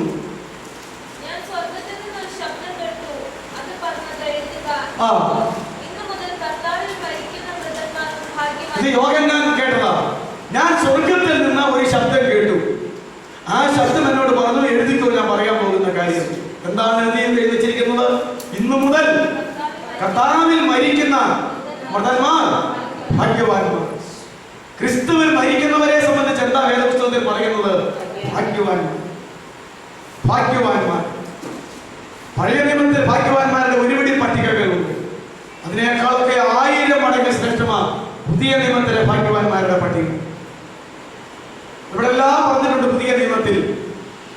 അതിലേറ്റവും ശ്രേഷ്ഠമായ ഒരു ഭാഗ്യമാണ് എന്ന് പറയുന്നത് ഇന്നു മുതൽ എഴുതുക, ഇന്നു മുതൽ കർത്താവിൽ മരിക്കുന്ന മൃതന്മാർ ഭാഗ്യവാന്മാർ. അപ്പോ ആര് മരിച്ചാലും, എവിടെ വെച്ച് മരിച്ചാലും, ഏത് മുഖാന്തരത്തിൽ മരിച്ചാലും ഒരൊറ്റ കാര്യം വന്നേച്ചാൽ മതി. എങ്ങനെ മരിക്കണം? കർത്താവിൽ. ഇത്രയുള്ളൂ. അതാ ഞാനാ പറഞ്ഞത്, ഒരു ക്രിട്ടിക്കൽ മൂമെന്റ് എന്നൊക്കെ പറഞ്ഞില്ലേ? കർത്താവിൽ മരിക്കാൻ പറ്റിയ ഒരു സെക്കൻഡ് ഏതാണ് ആ മനുഷ്യനെ സംബന്ധിച്ച് എന്ന് ആർക്കേ അറിയത്തുള്ളൂ. അതുകൊണ്ട് ആ സെക്കൻഡിൽ ആ ജീവൻ എടുക്കാൻ വണ്ടിയക്കട ഓടി പോകുമ്പോ തിരുവനന്തപുരത്ത് പോയിരിക്കുന്ന ആള് ഞാനാണെന്ന് സങ്കല്പിക്കുക. കാറ് ഓടിച്ച് ചീരക്കുടിയിൽ എന്റെ വീട്ടിലെത്തണമെങ്കിൽ എത്ര മണിക്കൂർ വേണം? 5-6 മണിക്കൂർ വേണം. ഈ 5-6 മണിക്കൂർ കൊണ്ട് വീട്ടിലെത്തിയിട്ട് അവനെ കട്ടിലെ കയറ്റി കിടത്തി മരിപ്പിക്കാൻ നോക്കിക്കഴിഞ്ഞാൽ 6 മണിക്കൂർ കഴിയുമ്പോൾ എന്റെ അവസ്ഥ എന്നാണ് ദൈവത്തിന് അറിയാവുന്നത്. അങ്ങനെയാണെങ്കിൽ തിരുവനന്തപുരത്ത് നിന്ന് സ്റ്റാർട്ട് ചെയ്തപ്പോൾ തന്നെ ആ വാഹന യാത്രയിൽ എന്റെ ജീവനെ എടുക്കാൻ ദൈവം പ്രസാദിക്കുമെന്ന് ഞാൻ പറഞ്ഞതിന് ചിന്തിക്കുന്നു. എന്നിട്ട് നാളത്തെ പത്രത്തില് ഒരുത്തൻ സമുദായം കുറിച്ചുകൊണ്ട് മലങ്കര സഭ എന്ന് പറഞ്ഞു ഉണ്ടാക്കാൻ പോയി. അവന്റെ കാറ്റ് പോകും. അതും എങ്ങനെയാണ്? ശപിക്കപ്പെട്ട മരണം. തിരുവനന്തപുരത്തിന്റെ ഇപ്പുറത്തെ കാണു വെച്ച് വണ്ടിയവർ. ഇങ്ങനെയൊക്കെ പിന്നെ പത്രത്തിൽ കാണുള്ളൂ. അല്ലാതെ ഇങ്ങനെയൊക്കെ കാണാനേ സാധ്യതയുള്ളൂ. ശപിക്കപ്പെട്ട മരണമൊന്നും അല്ല. ഇങ്ങനെ മരിച്ചെന്ന് കഴിഞ്ഞാലും ഇയാൾ ഇന്ന പോലെ ആയതാന്നൊക്കെ പിന്നെയുള്ള വാർത്തയിലൊക്കെ കാണാൻ സാധ്യതയുണ്ട്. ഇപ്പൊ നിങ്ങൾക്ക് ഒരു കാര്യം മനസ്സിലായില്ലേ? മരിക്കാൻ നേരത്ത് ശ്വാസം വലിച്ചു വിടുമ്പോൾ ഇവന്റെ വ്യക്തിത്വം, ഇവന്റെ ആത്മാവ് എവിടെയായിരിക്കണം? ക്രിസ്തുവിനായിരിക്കണം. അതാ ക്രിസ്തുവിനുള്ള മരണം. അതിന് അധികം നാൾ ജീവിതമൊന്നും വേണ്ട. കർത്താവിനെ നടുക്ക് തൂക്കി, അപ്പുറത്തിപ്പുറത്തോടെ കള്ളന്മാരെയും തൂക്കി ഒരുപോലെ ശിക്ഷയ്ക്ക് തൂക്കി വെച്ചിരിക്കുകയാണ്. 2 കള്ളന്മാരും ആരംഭ സമയത്ത് ആരെ പരിഹസിച്ചു, നിന്ദിച്ചെന്നാ പറഞ്ഞത്? കർത്താവിനെ നിന്ദിച്ചെന്നാ പറഞ്ഞത്. നോക്കിക്കേ, അവനും തൂങ്ങിക്കിടക്കുന്നു, ഇവനും തൂങ്ങിക്കിടക്കുന്നു. നമ്മുടെ കർത്താവ് നമുക്ക് വേണ്ടി മരത്തിൽ തൂങ്ങിക്കിടക്കുന്നു. അവന്മാരുടെ ഹൃദയത്തിന്റെ അവസ്ഥ അന്നേരവും അവനെ തൂക്കിയെന്നല്ല പറയണത്. കർത്താവെ എന്നെ ചെയ്തുകൊണ്ടിരിക്കുക, പരിഹസിച്ചുകൊണ്ടിരിക്കുകയാണ്. അങ്ങനെ 2 പേരും പരിഹസിച്ചു എന്ന് സുവിശേഷത്തിൽ എഴുതിയിട്ടുണ്ട്. പെട്ടെന്ന് ഒരാൾക്ക് ജയിച്ചു വന്നു. ആ ജയിച്ചു വരാൻ ആ വേദഭാഗം വായിക്കുമ്പോൾ അറിയാം പിതാവേ, ഇവർ ചെയ്യുന്നത് ഇന്നതെന്നറിയായകയാൽ ഇവനോട് ക്ഷമിക്കണമേ. അവന്റെ ജീവിതത്തിൽ, ആ കള്ളന്റെ ജീവിതത്തിൽ ആദ്യമായി കേൾക്കുന്ന ഒരു കാര്യമാണ്. ഇപ്രകാരം ഈ ലോകത്തിലെ മനുഷ്യർ ചെയ്തിട്ട് ദൈവത്തെ വിളിച്ച് അവരോട് ക്ഷമിക്കാൻ പറയുന്ന ഒരു മനുഷ്യന്റെ ശബ്ദം ഇത് കേട്ടപ്പോൾ ഞെട്ടിത്തിരിഞ്ഞ ക്രൂശലാണെങ്കിലും ഇവൻ ആരാണെന്ന് നോക്കിയതാ. ഈ വലത്ത് ഭാഗത്തെ കള്ളൻ എന്ന് പറയുന്നത് നോക്കിയതാ. നോക്കിക്കഴിഞ്ഞപ്പോൾ കർത്താവിന്റെ മുഖത്തിലൂടെ കർത്താവിന്റെ കണ്ണ് അവന്റെ നേരെയും ഇവന്റെ കണ്ണ് ഇവന്റെ നേരെയും ഒന്ന് കൂട്ടി ഉദ്ദേശിക്കുന്ന മാത്രമേ ഉള്ളൂ. അപ്പം തന്നെ അവനൊരു കാര്യം മനസ്സിലായി. ഇവനൊരു മനുഷ്യനല്ല, ഇവനൊരു പാപവും ചെയ്തവനല്ല, ഇവൻ കൊലയാളിയല്ല, കുറ്റക്കാരനല്ല, ഇവൻ ദൈവപുത്രനാകുന്നു എന്നവൻ മനസ്സിലായി. എത്ര മിനിറ്റ് എടുത്തു എനിക്ക് അറിയത്തില്ല. അവനൊരു ഒറ്റ പ്രാർത്ഥന, കർത്താവേ, ഞാൻ നീയും മരിക്കാൻ പോവുകയാ, മരിക്കുന്നതിന് മുമ്പ് പറയുകയാ, പിതാവിന്റെ കരകളിലേക്ക് തന്റെ ആത്മാവിനെ ഏൽപ്പിക്കുന്ന അടുത്ത വാചകം പറയാൻ പോവുക. പിതാവേ, ഇവർ ചെയ്യുന്നത് ഇന്നതെന്ന് അറിയാതെ ഇവരോട് ക്ഷമിക്കണമേ. അടുത്ത വാചകം എന്നതാ, പിതാവേ, എന്റെ ആത്മാവിനെ തൃക്കരങ്ങളിൽ ഞാൻ ഫലമേൽപ്പിക്കുന്നു. അവൻ ഉറക്കെ നിലവിളിച്ച് പ്രാണനെ വിട്ടു. പിന്നെ അങ്ങനെ നമ്മൾ വായിക്കുന്നത്. അപ്പൊ മിനിറ്റുകൾ മാത്രമേ ഉള്ളൂ. അവസരത്തിൽ ക്രൂശിലക്കല്ല് പിടിച്ചു പറയാ, കർത്താവേ, നീ രാജ്യത്വം പ്രാപിച്ച് മടങ്ങി വരുമ്പോൾ എന്നെയും കൂടി ഓർക്കണമേ. നീ സാക്ഷാൽ രക്ഷിക, നീ യഹൂദന്മാരുടെ രാജാവ്, നീ രാജ്യത്വം പ്രാപിച്ച് മടങ്ങി ലോകത്തെ ഭരിക്കും. നോക്കിക്കേ, കള്ളനാണെങ്കിലും അവന്റെ അറിവ് അങ്ങനെ വരുമ്പോൾ എന്നെയും കൂടെ ഒന്ന് ഓർത്തേക്കണം. അപ്പൊ തന്നെ കർത്താവ് തന്റെ ശ്വാസം വിടുന്നതിന് മുമ്പ് ഇന്ന് നീ എന്നോട് കൂടെ പരദീസായിരിക്കും. നോക്കിയേ, അപ്പൊ ഞാൻ പറഞ്ഞത് ക്രിസ്തുവിൽ മരിക്കുക എന്ന് പറഞ്ഞാൽ എത്ര സെക്കൻഡ് വേണം മക്കളെ? ഒരു മിനിറ്റ് മതിയല്ലോ, ഒരു സെക്കൻഡ് മതിയല്ലോ ക്രിസ്തുവിൽ മരിക്കാൻ. പോരെ? അതുകൊണ്ട് വചനം എന്താ പറഞ്ഞിരിക്കുന്നത്? എഴുതുക, ഇന്ന് മുതൽ ക്രിസ്തുവിൽ മരിക്കുന്ന മൃതന്മാർ ഭാഗ്യവാന്മാർ. കർത്താവിൽ മരിക്കുന്ന എല്ലാവരും ഭാഗ്യവാന്മാർ. കുബേരനാകട്ടെ, കുചേരനാകട്ടെ, ധനവാനാകട്ടെ, ദരിദ്രനാകട്ടെ, ആര് തന്നെയും ആകട്ടെ, കർത്താവിൽ മരിക്കുന്ന മൃതന്മാർ ഭാഗ്യവാന്മാരാണ്. അടുത്ത അതിന്റെ ബാക്കി വായിച്ച് ആരാ വായിച്ചിരുന്നേ? എഴുതുക, ഇന്ന് മുതൽ കർത്താവിൽ മരിക്കുന്ന മൃതന്മാർ ഭാഗ്യവാന്മാർ. നമ്മളെയൊക്കെ പള്ളികളിലും എല്ലാവരുടെയും സെമിത്തേരികളിലും ഒക്കെ ഈ ബോർഡ് കാണാം. ഇന്നടുത്ത് ഇന്നാര് ഇത്രാം തീയതി കർത്താവിൽ നിദ്ര പ്രാപിച്ചു. ആളെവിടെയുണ്ട്? എന്നാൽ ഈ പുള്ളി ജീവിച്ചിരുന്ന കാലം നോക്കുമ്പോൾ, മരിക്കുന്ന നിമിഷം വരെ നോക്കുമ്പോൾ, മരിക്കുന്ന സമയത്ത് മാനസാന്തരം ഉണ്ടായത് ദൈവത്തിന് മാത്രമേ അറിയാവുള്ളൂ എങ്കിലും കർത്താവിൽ മരിച്ചോ ഇല്ലയോ എന്ന് നമുക്കറിഞ്ഞു. ആരായിരുന്നാലും ക്രിസ്തുവിൽ മരിക്കുന്ന മൃതന്മാർ അവർ തങ്ങളുടെ പ്രയത്നങ്ങളിൽ വിശ്രമിക്കേണ്ടിയിരിക്കുന്നു. അതുകൊണ്ട് മരിച്ച വിശുദ്ധന്മാർ മരിച്ചു കഴിഞ്ഞിട്ട് എന്ത് ചെയ്തുകൊണ്ടിരിക്കുന്നു? വിശ്രമിച്ചു കൊണ്ടിരിക്കുന്നു. അതുകൊണ്ടാണ് ഈ ലോകത്തിൽ ഉറങ്ങുന്ന ഒരു മനുഷ്യൻ താൽക്കാലത്തേക്ക് വിശ്രമിക്കുന്നത് പോലെ തന്നെ ലാസർ മരിച്ചു കഴിഞ്ഞിട്ട് പറഞ്ഞു, ലാസർ നിദ്ര കൊള്ളുന്നു, നമുക്ക് അവനെ പോയി ഉണർത്താമെന്ന് പറഞ്ഞു. ലാസർ നിദ്ര കൊണ്ടെങ്കിൽ അവന്റെ രോഗത്തിന് കുറവ് വന്നല്ലോ എന്ന് ശിഷ്യന്മാര് പറഞ്ഞു. ഒരു സാമാന്യ അറിവാ. ഏത് രോഗിയും ഈ രാത്രി നന്നായിട്ട് ഉറങ്ങിക്കൊണ്ടെന്ന് പറഞ്ഞു കഴിഞ്ഞാൽ പിന്നെ ഇല്ലേ, 10 ദിവസമായിട്ട് ഉറങ്ങാത്ത രോഗി ഇന്ന് 2 മണിക്കൂർ ഉറങ്ങി എന്ന് പറയുമ്പോൾ ഒരു സൗഖ്യത്തിന്റെ ലക്ഷണം ആ പടത്തിൽ വെച്ചാ പറയുന്നത്. അങ്ങനെയാണെങ്കിൽ അവന്റെ സൂക്കേട് മാറി എന്നാ പറഞ്ഞത്. സൂക്കേട് മാറി എന്നല്ല പിള്ളേരെ പറഞ്ഞത്, ആള് മരിച്ചെന്നാ പറഞ്ഞത്. അപ്പോ നിദ്ര ആണെന്ന് പറഞ്ഞത് മരണമാണെന്ന നിദ്രയെ കുറിച്ചാ അല്ലേ? അപ്പൊ കർത്താവ് തന്നെ ഈ മരണത്തിന് എന്താ പറയുന്നത്? ദീർഘമായ ഒരു ഉറക്കം, അത്രയേ ഉള്ളൂ. ഇതൊരു വിശ്രമമാണ്, പ്രയത്നങ്ങളിൽ നിന്നുള്ള ഒരു വിശ്രമമാണ്. അതുകൊണ്ട് മരണം എന്ന് പറയുന്നത് വിശ്രമിക്കുവാൻ വേണ്ടി ദൈവം നമുക്ക് വേണ്ടി ഒരുക്കുന്നതാണ്. അബ്രഹാം, ഇസാക്ക്, യാക്കോബ് എന്നീ വിശുദ്ധന്മാർ എത്ര നാളായി വാർത്തലം വിട്ടു? അവരൊക്കെ 6000 കൊല്ലം മുതൽ 4000 കൊല്ലം മുതൽ 2000 കൊല്ലം മുതൽ വാർത്തലം വിട്ട വിശുദ്ധന്മാരെല്ലാം ഇന്നും വിശ്രമിച്ചു കൊണ്ടിരിക്കുകയാണ്. നമ്മളും ഉടനെ മരിച്ചു പോയാൽ, കർത്താവിന്റെ വരവിന് മുമ്പ് മരിച്ചു പോയാൽ നമ്മളും വിശ്രമിച്ചു കൊണ്ടിരിക്കുകയാണ്. പ്രയത്നങ്ങളിൽ നിന്ന് അവർ വിശ്രമിക്കേണ്ടതാകുന്നു. ബാക്കി പക്ഷെ കേട്ടോ, മരിക്കുന്ന സമയം വരെ ഈ ലോകത്തിലായിരുന്നപ്പോൾ നിന്റെ ജീവിതം എങ്ങനെ ഇരുന്നു അത് അതുപോലെ പിന്തുടർന്നുകൊണ്ടിരിക്കും. അതുപോലെ പിന്തുടർന്നുകൊണ്ടിരിക്കും. ഇതിന് നമുക്കറിയാവുന്ന വാക്യം 2 Corinthians 5:10. അവനവൻ ശരീരത്തിൽ ഇരിക്കുമ്പോൾ ചെയ്തത് നല്ലതാകിലും തീയതാകിലും അത് തക്കവണ്ണം പ്രാപിക്കേണ്ടതിന് നാം എല്ലാവരും യേശുക്രിസ്തുവിന്റെ ന്യായാസനത്തിന് മുമ്പാകെ വെളിപ്പെടേണ്ടതാകുന്നു. നോക്കിക്കേ, പ്രയത്നങ്ങളിൽ നിന്നുള്ള വിശ്രമമാണെങ്കിലും അവനവന്റെ പ്രവൃത്തി അവനെ പിന്തുടർന്നുകൊണ്ടിരിക്കുന്നു എന്ന് ആരാ പറയുന്നത്?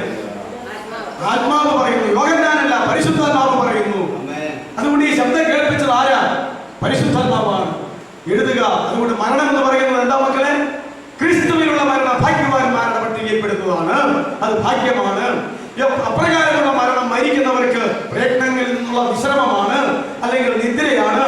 പക്ഷേ അവരുടെ പ്രവൃത്തികൾ അവരെ പിൻപറ്റുന്നു. എന്ന് വെച്ചാൽ മരിക്കുന്ന എല്ലാവരും ഒരിക്കൽ എഴുന്നേൽക്കുകയും ദൈവം അവരെ ന്യായം വിധിക്കുകയും ഈ ലോകത്തിലെ ജീവിതം അനുസരിച്ച് ന്യായവിധി അനുസരിച്ച് അവർക്ക് നിത്യത പ്രതിഫലമായി കൊടുക്കുകയും ചെയ്യുമെന്നും വളരെ വ്യക്തമായി രേഖപ്പെടുത്തിയിരിക്കുന്നു. അടുത്ത ഒരു വാക്യം കൂടി നമുക്ക് വായിക്കാം.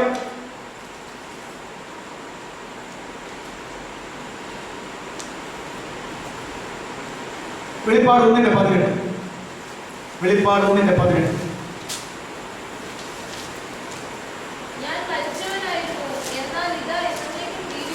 ഇത് കർത്താവ് തന്നെ കുറിച്ച് പറയുന്നതാണ് കേട്ടോ. ഞാൻ മരിച്ചവനായിരുന്നു, എന്നാൽ ഇതാ എന്നേക്കും ജീവിക്കുന്നു. ബാക്കി അത് ഞാൻ ഇതിനു മുമ്പ് പറഞ്ഞിട്ടുള്ളതാണ്. ഞാൻ മരിച്ചവനായിരുന്നു, ഞാൻ ഉയർത്തെഴുന്നേറ്റു, ഞാനിപ്പോൾ ജീവിക്കുന്നു. ഇപ്പോൾ എന്റെ കയ്യിൽ എന്തിന്റെ താക്കോലുണ്ട്?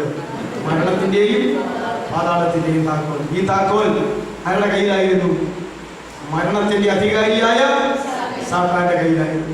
മരണാധികാരിയായ സാത്താനെ തന്റെ മരണത്താൽ നീക്കി എന്നേക്കും മരണഭയത്തിലായിരുന്നവരൊക്കെ വിടുവിച്ചു എന്ന് പറയുന്നതായ ആ സന്ദർഭത്തിൽ അവനെ നീക്കുന്നതിന് മുമ്പ് അവന്റെ കയ്യിലിരുന്ന താക്കോല് എന്ത് ചെയ്തു? ഒരു ജില്ലാ കലക്ടർ സ്ഥലം മാറി പോകുമ്പോൾ തന്റെ കലക്ടറേറ്റിന്റെ മുഴുവൻ താക്കോലും കൊണ്ടാണോ താനങ്ങോട് പോകുന്നത്? അല്ല, തനിക്ക് പകരം ഇവിടെ വരുന്നവന്റെ കയ്യിലേക്ക് അതെല്ലാം കൊടുക്കണം. വേണ്ടേ? വെക്കാളികൾ താക്കോലും കൂടെ തേപ്പിക്കണ്ടേ? എന്ന് പറഞ്ഞ കണക്ക് അത് ഈ ലോകത്തിൽ നീക്കിയാൽ നിയമിച്ചാൽ അങ്ങനെയാണെങ്കിൽ കർത്താവ് മരണാധികാരിയായ സാത്താനെ നീക്കിക്കളഞ്ഞപ്പോൾ മരണത്തിന്റെയും പാതാളത്തിന്റെയും താക്കോൽ അവന്റെ കയ്യിലുണ്ടായിരുന്നത് ഇങ്ങോട്ട് വാങ്ങിച്ചു പൊക്കോളാൻ പറഞ്ഞു. ഇല്ലേ? ഇപ്പോൾ മരണത്തിന്റെയും പാതാളത്തിന്റെയും താക്കോൽ ആരുടെ കയ്യില? നമുക്ക് വേണ്ടി മരിക്കുകയും അടക്കപ്പെടുകയും ഉയർത്തെഴുന്നേൽക്കുകയും ജീവിക്കുകയും ചെയ്യുന്ന ഉയർത്തെഴുന്നേറ്റ് ജീവിക്കുന്ന യേശുവിന്റെ കയ്യിലാണ്. യേശുവിന്റെ കയ്യിലാണ് മരണത്തിന്റെ താക്കോൽ. മരണത്തിന്റെ താക്കോൽ ആരുടെ കയ്യിലാണ്? പാതാളത്തിന്റെ താക്കോൽ ഇപ്പോൾ ആരുടെ കയ്യിലാണ്? ഇത് രണ്ടിന്റെയും താക്കോൽ കർത്താവിന്റെ കയ്യിലാണെങ്കിൽ താക്കോലിട്ട് പ്രയോഗിക്കാതെ നമ്മുടെ മരണം നടക്കുമോ? കർത്താവ് താക്കോലും കൊണ്ട് പ്രയോഗിക്കാതെ നമ്മുടെ മരണം നടക്കുമോ? നടക്കത്തില്ല. പാതാളം നമുക്ക് വേണ്ടി തുറക്കപ്പെടണമെങ്കിൽ ആര് പ്രയോഗിക്കണം? കർത്താവ് പ്രയോഗിക്കണം. തന്നിൽ മരിച്ച വിശുദ്ധന്മാരുടെ ആത്മാക്കളെ ഇപ്പോൾ എപ്പോഴാ കൊണ്ടുപോകുന്നത്? സ്വർഗീയ മൂന്നാം സ്വർഗമാകുന്ന സ്വർഗീയ പർദീസായിലേക്കാണ്, അല്ലേ? മരണത്തിന്റെയും പാതാളത്തിന്റെയും താക്കോൽ ഇപ്പോൾ ആരുടെ കൈവശത്തിലായി? യേശുവിന്റെ കൈവശത്തിലായി. ഞാൻ ഒന്നുപോലെ 9 പ്രാവശ്യം പറഞ്ഞിട്ടുണ്ട്. കർത്താവ് ഇങ്ങോട്ട് വന്നത് സ്വർഗരാജ്യത്തിന്റെ താക്കോലും കൊണ്ടാണ്, തന്റെ പിതാവിന്റെ കയ്യിൽ നിന്ന്. കർത്താവ് സ്വർഗത്തിൽ നിന്ന് ഇങ്ങോട്ട് വന്നപ്പോൾ ഏത് താക്കോലും കൊണ്ടാണ് വന്നത്? സ്വർഗരാജ്യത്തിന്റെ താക്കോലും കൊണ്ട്. അത് പത്രോസിനോടും അപ്പോസ്തലന്മാരോടും പറഞ്ഞു, സ്വർഗരാജ്യത്തിന്റെ താക്കോൽ ഇന്നാ പിടിച്ചോ, ഞാനതിപ്പോ ശരിയാക്കിയിട്ട് ഞാനങ്ങ് പോവാ, ഈ താക്കോല് നിങ്ങൾ ഏറ്റെടുത്തോളാൻ പറഞ്ഞു. ആ താക്കോല് ദൈവത്തിന്റെ സഭയ്ക്ക് കൊടുത്തു. അപ്പൊ എന്നിട്ട് സാത്താന്റെ കയ്യിലായിരുന്ന താക്കോൽ ആരും പിടിച്ചോണ്ട് പോകും? ആരൊക്കെ എടുത്തു? കർത്താവ് കൊണ്ട്, കർത്താവിന്റെ കയ്യിൽ കൊണ്ട് പോരെ. ഇപ്പൊ സാത്താന്റെ കയ്യിൽ വല്ലത്തിന്റെ താക്കോലുണ്ടോ? ഒരു നിന്നെ താക്കോല് കിരിക്കണത് വേറെ ഏതാണ്ട് ഇരുപണം. ഇത് താക്കോലിന്റെ കയ്യിലെന്ന് പറഞ്ഞ് ഇങ്ങനെ കിരിക്കി കാണിച്ചാൽ നിങ്ങൾ വിചാരിക്കും കിരുക്കം കേട്ടപ്പോ എന്താണെന്ന് വിചാരിച്ചു, താക്കോലാണ്. അതൊക്കെ ഒരു ചെപ്പിടി വിദ്യതേ ഉള്ളൂ. അവന്റെ കയ്യിലും ഒരു താക്കോലും 2 താക്കോലുണ്ടായിരുന്ന കർത്താവ് പിടിച്ചു മേടിച്ചു. കർത്താവിന്റെ കയ്യിലുണ്ടായിരുന്ന താക്കോല് ദൈവസഭയ്ക്കും കൊടുത്തു വെച്ച് പോയി. സ്വർഗരാജ്യത്തിന്റെ താക്കോൽ ഞാൻ നിനക്ക് തരുന്നു. നീ ഭൂമിയിൽ കെട്ടുന്നതൊക്കെയും സ്വർഗത്തിൽ കെട്ടപ്പെട്ടിരിക്കും, നീ ഭൂമിയിൽ അഴിക്കുന്നതൊക്കെയും സ്വർഗരാജ്യത്തിൽ അഴിക്കും. പത്രോസേ, ഈ ഭയങ്കരമായ മീൻപിടുത്തത്തിൽ നീ അത്ഭുതം പറയേണ്ട. നീ ഇതുവരെ മീൻ പിടിക്കുന്നവനായിരുന്നു, ഇനി ഞാൻ നിന്റെ മനുഷ്യനെ പിടിക്കുന്നവനാക്കും. പെന്തക്കോസ്തിലെ ഒരൊറ്റ താക്കോലിട്ട് ഒരു കലക്കിലും ഒരു പിടുത്തവും 3000 എണ്ണത്തിനെ പിടിച്ച് എവിടെയാക്കി? ദൈവസഭയിലാക്കി. മത്സ്യം പിടിക്കുന്നവൻ ആദ്യത്തെ വലയിൽ എത്ര എണ്ണത്തിനെ പിടിച്ചു? 3000 എണ്ണത്തിന്, ഇല്ലേ? അപ്പൊ ഇങ്ങനെ ഒരു താക്കോൽ കൈമാറ്റം തന്നിട്ടുണ്ട്. നമുക്ക് എന്തെങ്കിലും ബോധമുണ്ടോ സ്വർഗരാജ്യത്തിന്റെ താക്കോൽ നമ്മുടെ കൈവശമാണെന്നുള്ളത്? ഒരാളോട് യേശു ക്രിസ്തുവിനെ സാക്ഷിച്ച് സുവിശേഷം പറഞ്ഞ് അവനെ മാനസാന്തരത്തിലേക്ക് വഴി നടത്തി സ്വർഗത്തിലേക്ക് പ്രവേശിപ്പിക്കാൻ തക്കവണ്ണമുള്ള ഒരു അധികാരം കിട്ടിയതല്ലേ ദൈവമൈത്രം എന്നുള്ള അധികാരം, ദൈവദാസന്മാരെന്നുള്ള അധികാരം, അല്ലേ? ആ താക്കോൽ നമ്മുടെ കയ്യിലാണ്. അതുകൊണ്ട് ഇഷ്ടം പോലെ തുറന്നു കയറ്റിക്കൊള്ളാൻ പറഞ്ഞിട്ടുണ്ട്. ഇനി ആ പണ്ട് നിങ്ങൾ പേടിപ്പിച്ചോണ്ടിരുന്ന ആ പുള്ളികളുടെ താക്കോൽ ആരുടെ കയ്യിലാണ്? അത് എന്റെ കയ്യിലാണ്. അതുകൊണ്ട് മരണം നിന്നെ പേടിപ്പിക്കത്തില്ല, പാതാളവും നിന്നെ പേടിപ്പിക്കത്തില്ല, സാത്താനും നിന്നെ പേടിപ്പിക്കത്തില്ല. മരണത്തിന്റെയും പാതാളത്തിന്റെയും താക്കോൽ ഇപ്പോൾ നമ്മുടെ കർത്താവിന്റെ കയ്യിലാണ്. അതുകൊണ്ട് മരണത്തിന്റെയും പാതാളത്തിന്റെയും അധികാരി ആര് തന്നെയാണ്? കർത്താവ് തന്നെ. സ്വർഗരാജ്യത്തിന്റെ താക്കോലും സ്വർഗരാജ്യത്തിന്റെ അധികാരിയും കർത്താവ്. പക്ഷെ ഇപ്പോൾ അതിലേക്ക് പ്രവേശിപ്പിക്കാനായിട്ട് ആ താക്കോൽ ദൈവസഭയ്ക്ക് കൊടുത്തിരിക്കുകയാണ്. ശരിയല്ലേ? ശരിയാ. അതുകൊണ്ട് മരണത്തിന്റെയും പാതാളത്തിന്റെയും താക്കോൽ ഇപ്പോൾ നമ്മുടെ കർത്താവിന്റെ കൈവശത്തിലാണ്. ഇനി പേടിക്കേണ്ട വല്ല കാര്യമുണ്ടോ? ഇല്ല. എന്റെയും നിങ്ങളുടെയും ഒക്കെ മരണഭയത്തെ കുറിച്ചുള്ള പേര് വന്നു കഴിഞ്ഞാൽ ഇപ്പോൾ ഈ താക്കോലും കൊണ്ട് ആരാ നടക്കുന്നത്? പിടിച്ചോണ്ട് ഇതാ കണ്ടില്ലടാ, ഞാൻ നിന്നെ ഒരു കൈ കൊണ്ട് പിടിച്ച് വലിച്ചോണ്ട് പോയാൽ ഈ കൈ കൊണ്ട് ഞാൻ മരണത്തിന്റെ പാതാളത്തിന്റെയും താക്കോൽ തുറന്നിട്ട് അങ്ങോട്ട് കയറ്റുമെന്ന് പറഞ്ഞുകൊണ്ടിരിക്കുന്ന പോലെയുള്ള ഭയമാണ് നമുക്ക്. അപ്പൊ ഇതൊക്കെ കർത്താവ് ചെയ്ത് വെച്ചിരിക്കുകയാണ്, അല്ലേ? കർത്താവ് ചെയ്ത് വെച്ചിരിക്കുകയാണ്. സമയം തീർന്നു. ഇപ്പൊ നമുക്ക് നിർത്താം. ഇനി നമ്മൾ അവസാനം 2-3-4 വാക്യങ്ങൾ കൂടിയുണ്ട്. അവസാനം ആ ഒടുവിലത്തെ ശത്രുവായ മരണത്തിന്റെ 1 കൊരിന്ത്യർ 15-ാം അധ്യായത്തിലെ കുറച്ച് ഭാഗങ്ങൾ കൂടെ പഠിക്കുമ്പോൾ മരണമേ നിന്റെ ജയം എവിടെ? പാതാളമേ നിന്റെ ജയം എവിടെ? മരണമേ നിന്റെ വിഷമുള്ള എവിടെ? എന്നൊക്കെ പറഞ്ഞിട്ടുള്ളതായ കാര്യങ്ങളിലേക്ക് വന്നു കഴിയുമ്പോൾ അതിന്റെ അവസാനമായിട്ടുള്ള കാര്യങ്ങൾ നമുക്ക് മനസ്സിലാക്കാനായിട്ട് കഴിയും. അതുകൊണ്ട് പുതിയ നിയമത്തിൽ നിന്ന് ഇന്ന് നമ്മൾ എത്ര വാക്യം പറഞ്ഞു? യാക്കോബ് 4:14 മനുഷ്യന്റെ പ്രാണൻ മറിഞ്ഞു പോകുന്ന ഒരാവിയാണ്, അല്ലേ? മരണം ഒടുവിലത്തെ ശത്രുവാണ്. മരണം ലാഭകരമാണ്. മരണം അത്യുത്തമമാണ്. മരണത്തിന്റെയും പാതാളത്തിന്റെയും താക്കോൽ നമ്മുടെ കർത്താവിന്റെ കൈവശമാണ്. മരണം നിത്യമായ ഒരു വിശ്രമമാണ്, അല്ലേ? നിത്യമായ ഒരു വിശ്രമമാണ്. ഈ വേദഭാഗ്യങ്ങളെല്ലാം നമുക്ക് ഓർക്കാനായിട്ട് കഴിയും. ദൈവം കൃപ ചെയ്താൽ അടുത്ത ക്ലാസ് കൊണ്ട് ഈ പുതിയ നിയമത്തിലെ അത്യാവശ്യമായി നമുക്ക് ഓർക്കേണ്ടതായ നമ്മുടെ വിശ്വാസം വർദ്ധിപ്പിക്കുവാനും നമ്മുടെ പ്രത്യാശ വർദ്ധിപ്പിക്കുവാനും മരണഭയം മാറിപ്പോകുവാനും തക്കവണ്ണമുള്ള 4-5 വാക്യങ്ങൾ കൂടെ നമുക്ക് ചിന്തിച്ച് ആ വിഷയം അങ്ങനെ നമുക്ക് അവസാനിപ്പിക്കാം. മരണത്തെക്കുറിച്ചുള്ള വിഷയമല്ല, ആ വിഷയം തീർത്തിട്ട് പിന്നെ മറ്റൊരു ക്ലാസ് കൂടെ നമുക്ക് കിട്ടിയാൽ ഏകദേശം താൽക്കാലികമായിട്ട് ഇങ്ങനെയൊക്കെ ആണെങ്കിൽ നമുക്ക് പ്രായോഗികമായിട്ട് എന്തെല്ലാം കാര്യങ്ങൾ ചെയ്യാനുണ്ടെന്നതിനെ സംബന്ധിച്ച് അവസാനമായി ചിന്തിച്ച് നമുക്ക് അവസാനിപ്പിക്കാനായിട്ട് ഇടയാകട്ടെ. അതുകൊണ്ട് കർത്താവിൻ്റെ രക്തശക്തി എപ്പോഴും നമ്മുടെ മേൽ വ്യാപരിച്ചു കൊണ്ടിരിക്കും. നമുക്കും ദൈവത്തോട് പ്രാർത്ഥിക്കാൻ, കർത്താവേ നിന്റെ രക്തശക്തി എൻ്റെ മേൽ വ്യാപരിച്ച് പ്രവർത്തിച്ചു കൊണ്ടിരിക്കട്ടെ. നിന്റെ വചനത്തിന്റെ ശക്തി അത് നമ്മിൽ വ്യാപരിച്ച് പ്രവർത്തിച്ചു കൊണ്ടിരിക്കും. കർത്താവിന്റെ പരിശുദ്ധാത്മാവിന്റെ ശക്തി അത് നമ്മിൽ വ്യാപരിച്ച് പ്രവർത്തിച്ചു കൊണ്ടിരിക്കും. കർത്താവിന്റെ അധികാരമുള്ള നാമത്തിന്റെ ശക്തി ഇതൊക്കെയും നമ്മിൽ വ്യാപരിച്ച് പ്രവർത്തിച്ചു കൊണ്ടിരിക്കും. നാം തന്നെ പ്രാർത്ഥിക്കുമ്പോൾ അതിനൊരു ശക്തിയുണ്ട്. നാം തന്നെ ആരാധിക്കുമ്പോൾ അതിനൊരു ശക്തിയുണ്ട്. അതുകൊണ്ട് നമ്മളെപ്പോഴും വ്യാപരിച്ച് പ്രവർത്തിച്ചു കൊണ്ടിരിക്കാൻ നിങ്ങൾക്ക് എന്തെങ്കിലും ഒരു ഭയം ഏതെങ്കിലും ഒരു വിഷയത്തെ സംബന്ധിച്ച് മനസ്സിൽ തോന്നിയാൽ ആ ക്ഷണം സ്വർഗത്തിനും ഭൂമിക്കും അധികാരം പ്രാപിച്ച ഉയർത്തലിന്റെ കർത്താവ് ജീവിക്കുന്നു. അവൻ അധികാരം നമുക്ക് തന്നിട്ടുണ്ട്. അവന്റെ രക്തശക്തി നമ്മുടെ മേൽ വ്യാപരിക്കും. അവന്റെ വചനശക്തി വ്യാപരിക്കും. അവന്റെ ആത്മശക്തി വ്യാപരിക്കും. അവന്റെ നാമത്തിന്റെ ശക്തി വ്യാപരിക്കും. നമ്മുടെ തന്നെ പ്രാർത്ഥനയുടെ ശക്തി വ്യാപരിക്കും. നമ്മുടെ തന്നെ ആരാധനയുടെ ശക്തി വ്യാപരിക്കും. അപ്പോൾ എന്ത് ഭയപ്പാടായാലും, അത് അന്ധകാര ശക്തി നിമിത്തമുള്ളതായാലും, മരണ നിമിത്തമുള്ളതായാലും, മരണഭയം നിമിത്തമുള്ളതായാലും, ജഡനിമിത്തമുള്ളതായാലും, ലോക നിമിത്തമുള്ളതായാലും, എന്തൊട്ട് ആയാലും അതൊക്കെയും ആ ക്ഷണം അത് വിട്ടുമാറുന്ന അനുഭവം നമുക്ക് ഉണ്ടാകും. ആകയാൽ അങ്ങനെ നിങ്ങൾ ഏതെങ്കിലും കാര്യങ്ങൾ ഇങ്ങനെ കേൾക്കുമ്പോൾ, അറിയുമ്പോൾ, ഒരു ചിന്ത കൊടുക്കുമ്പോൾ, ഒരു നിരാശയോ പെട്ടെന്നുള്ള എന്ത് ചെയ്യേണ്ടു എന്നുള്ള ഒരു ബോധമോ ഒക്കെ നമ്മൾ ഭരിച്ചുകൊണ്ടിരുന്നാൽ നിങ്ങൾ വിഷമിക്കേണ്ടതില്ല.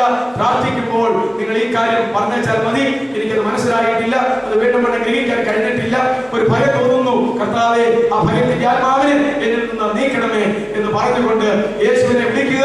അവന്റെ രക്തത്തിൽ ആശ്രയിക്കുക. അവൻ യേശുവിൽ ആശ്രയിക്കുക. വചനത്തിൽ ആശ്രയിക്കുക. നാമത്തിൽ ആശ്രയിക്കുക. ആത്മാവിൽ ആശ്രയിക്കുക. ശക്തിയോടെ പ്രാർത്ഥിച്ചുകൊണ്ടിരിക്കുക. അപ്പോൾ സൂര്യൻ ഉദിച്ചു വരുമ്പോൾ അന്ധകാരം മാറിപ്പോകുന്നത് പോലെ നമ്മൾ വ്യാപരിക്കുന്ന അന്ധകാരങ്ങൾ മാറി ഒരു ദൈവ തേജസ്സും പ്രകാശവും കൊണ്ട് അവൻ നമ്മെ നിറയ്ക്കുന്നതായിട്ട് നമുക്ക് കാണുവാൻ കഴിയുന്നു. നിശ്ചയമായും ദൂതന്മാര് നമുക്ക് വേണ്ടി, സകല മാലാഖമാരും നമുക്ക് വേണ്ടി ശുശ്രൂഷ ചെയ്യുവാനും അതെ നമ്മെ സംരക്ഷിക്കുവാനും വിടുവിക്കുവാനുമായിട്ട് ദൈവം അയക്കും എന്നുള്ള കാര്യത്തിൽ യാതൊരു സംശയവുമില്ല. അതുകൊണ്ട് ദൂതന്മാരുടെ കാവൽ എപ്പോഴും നമുക്ക് തന്നുകൊണ്ടിരിക്കും. നമുക്ക് തലകളെ വണക്കാം, കണ്ണുകളെ അടയ്ക്കാം. നമ്മുടെ വിശ്വാസം വർദ്ധിക്കട്ടെ, നമ്മുടെ പ്രത്യാശ വർദ്ധിക്കട്ടെ, നമ്മുടെ ധൈര്യം വർദ്ധിക്കട്ടെ, നമ്മുടെ ക്രിസ്തീയമായ പ്രാഗൽഭ്യം വർദ്ധിക്കട്ടെ. ദൈവവുമായിട്ടുള്ള അഭേദ്യമായ ദൈവവുമായിട്ടുള്ള വ്യക്തിപരമായ ബന്ധത്താൽ ദൈവവചനത്തോടുണ്ടായിരിക്കുന്ന ബന്ധത്തിലായിരുന്നു കൊണ്ട്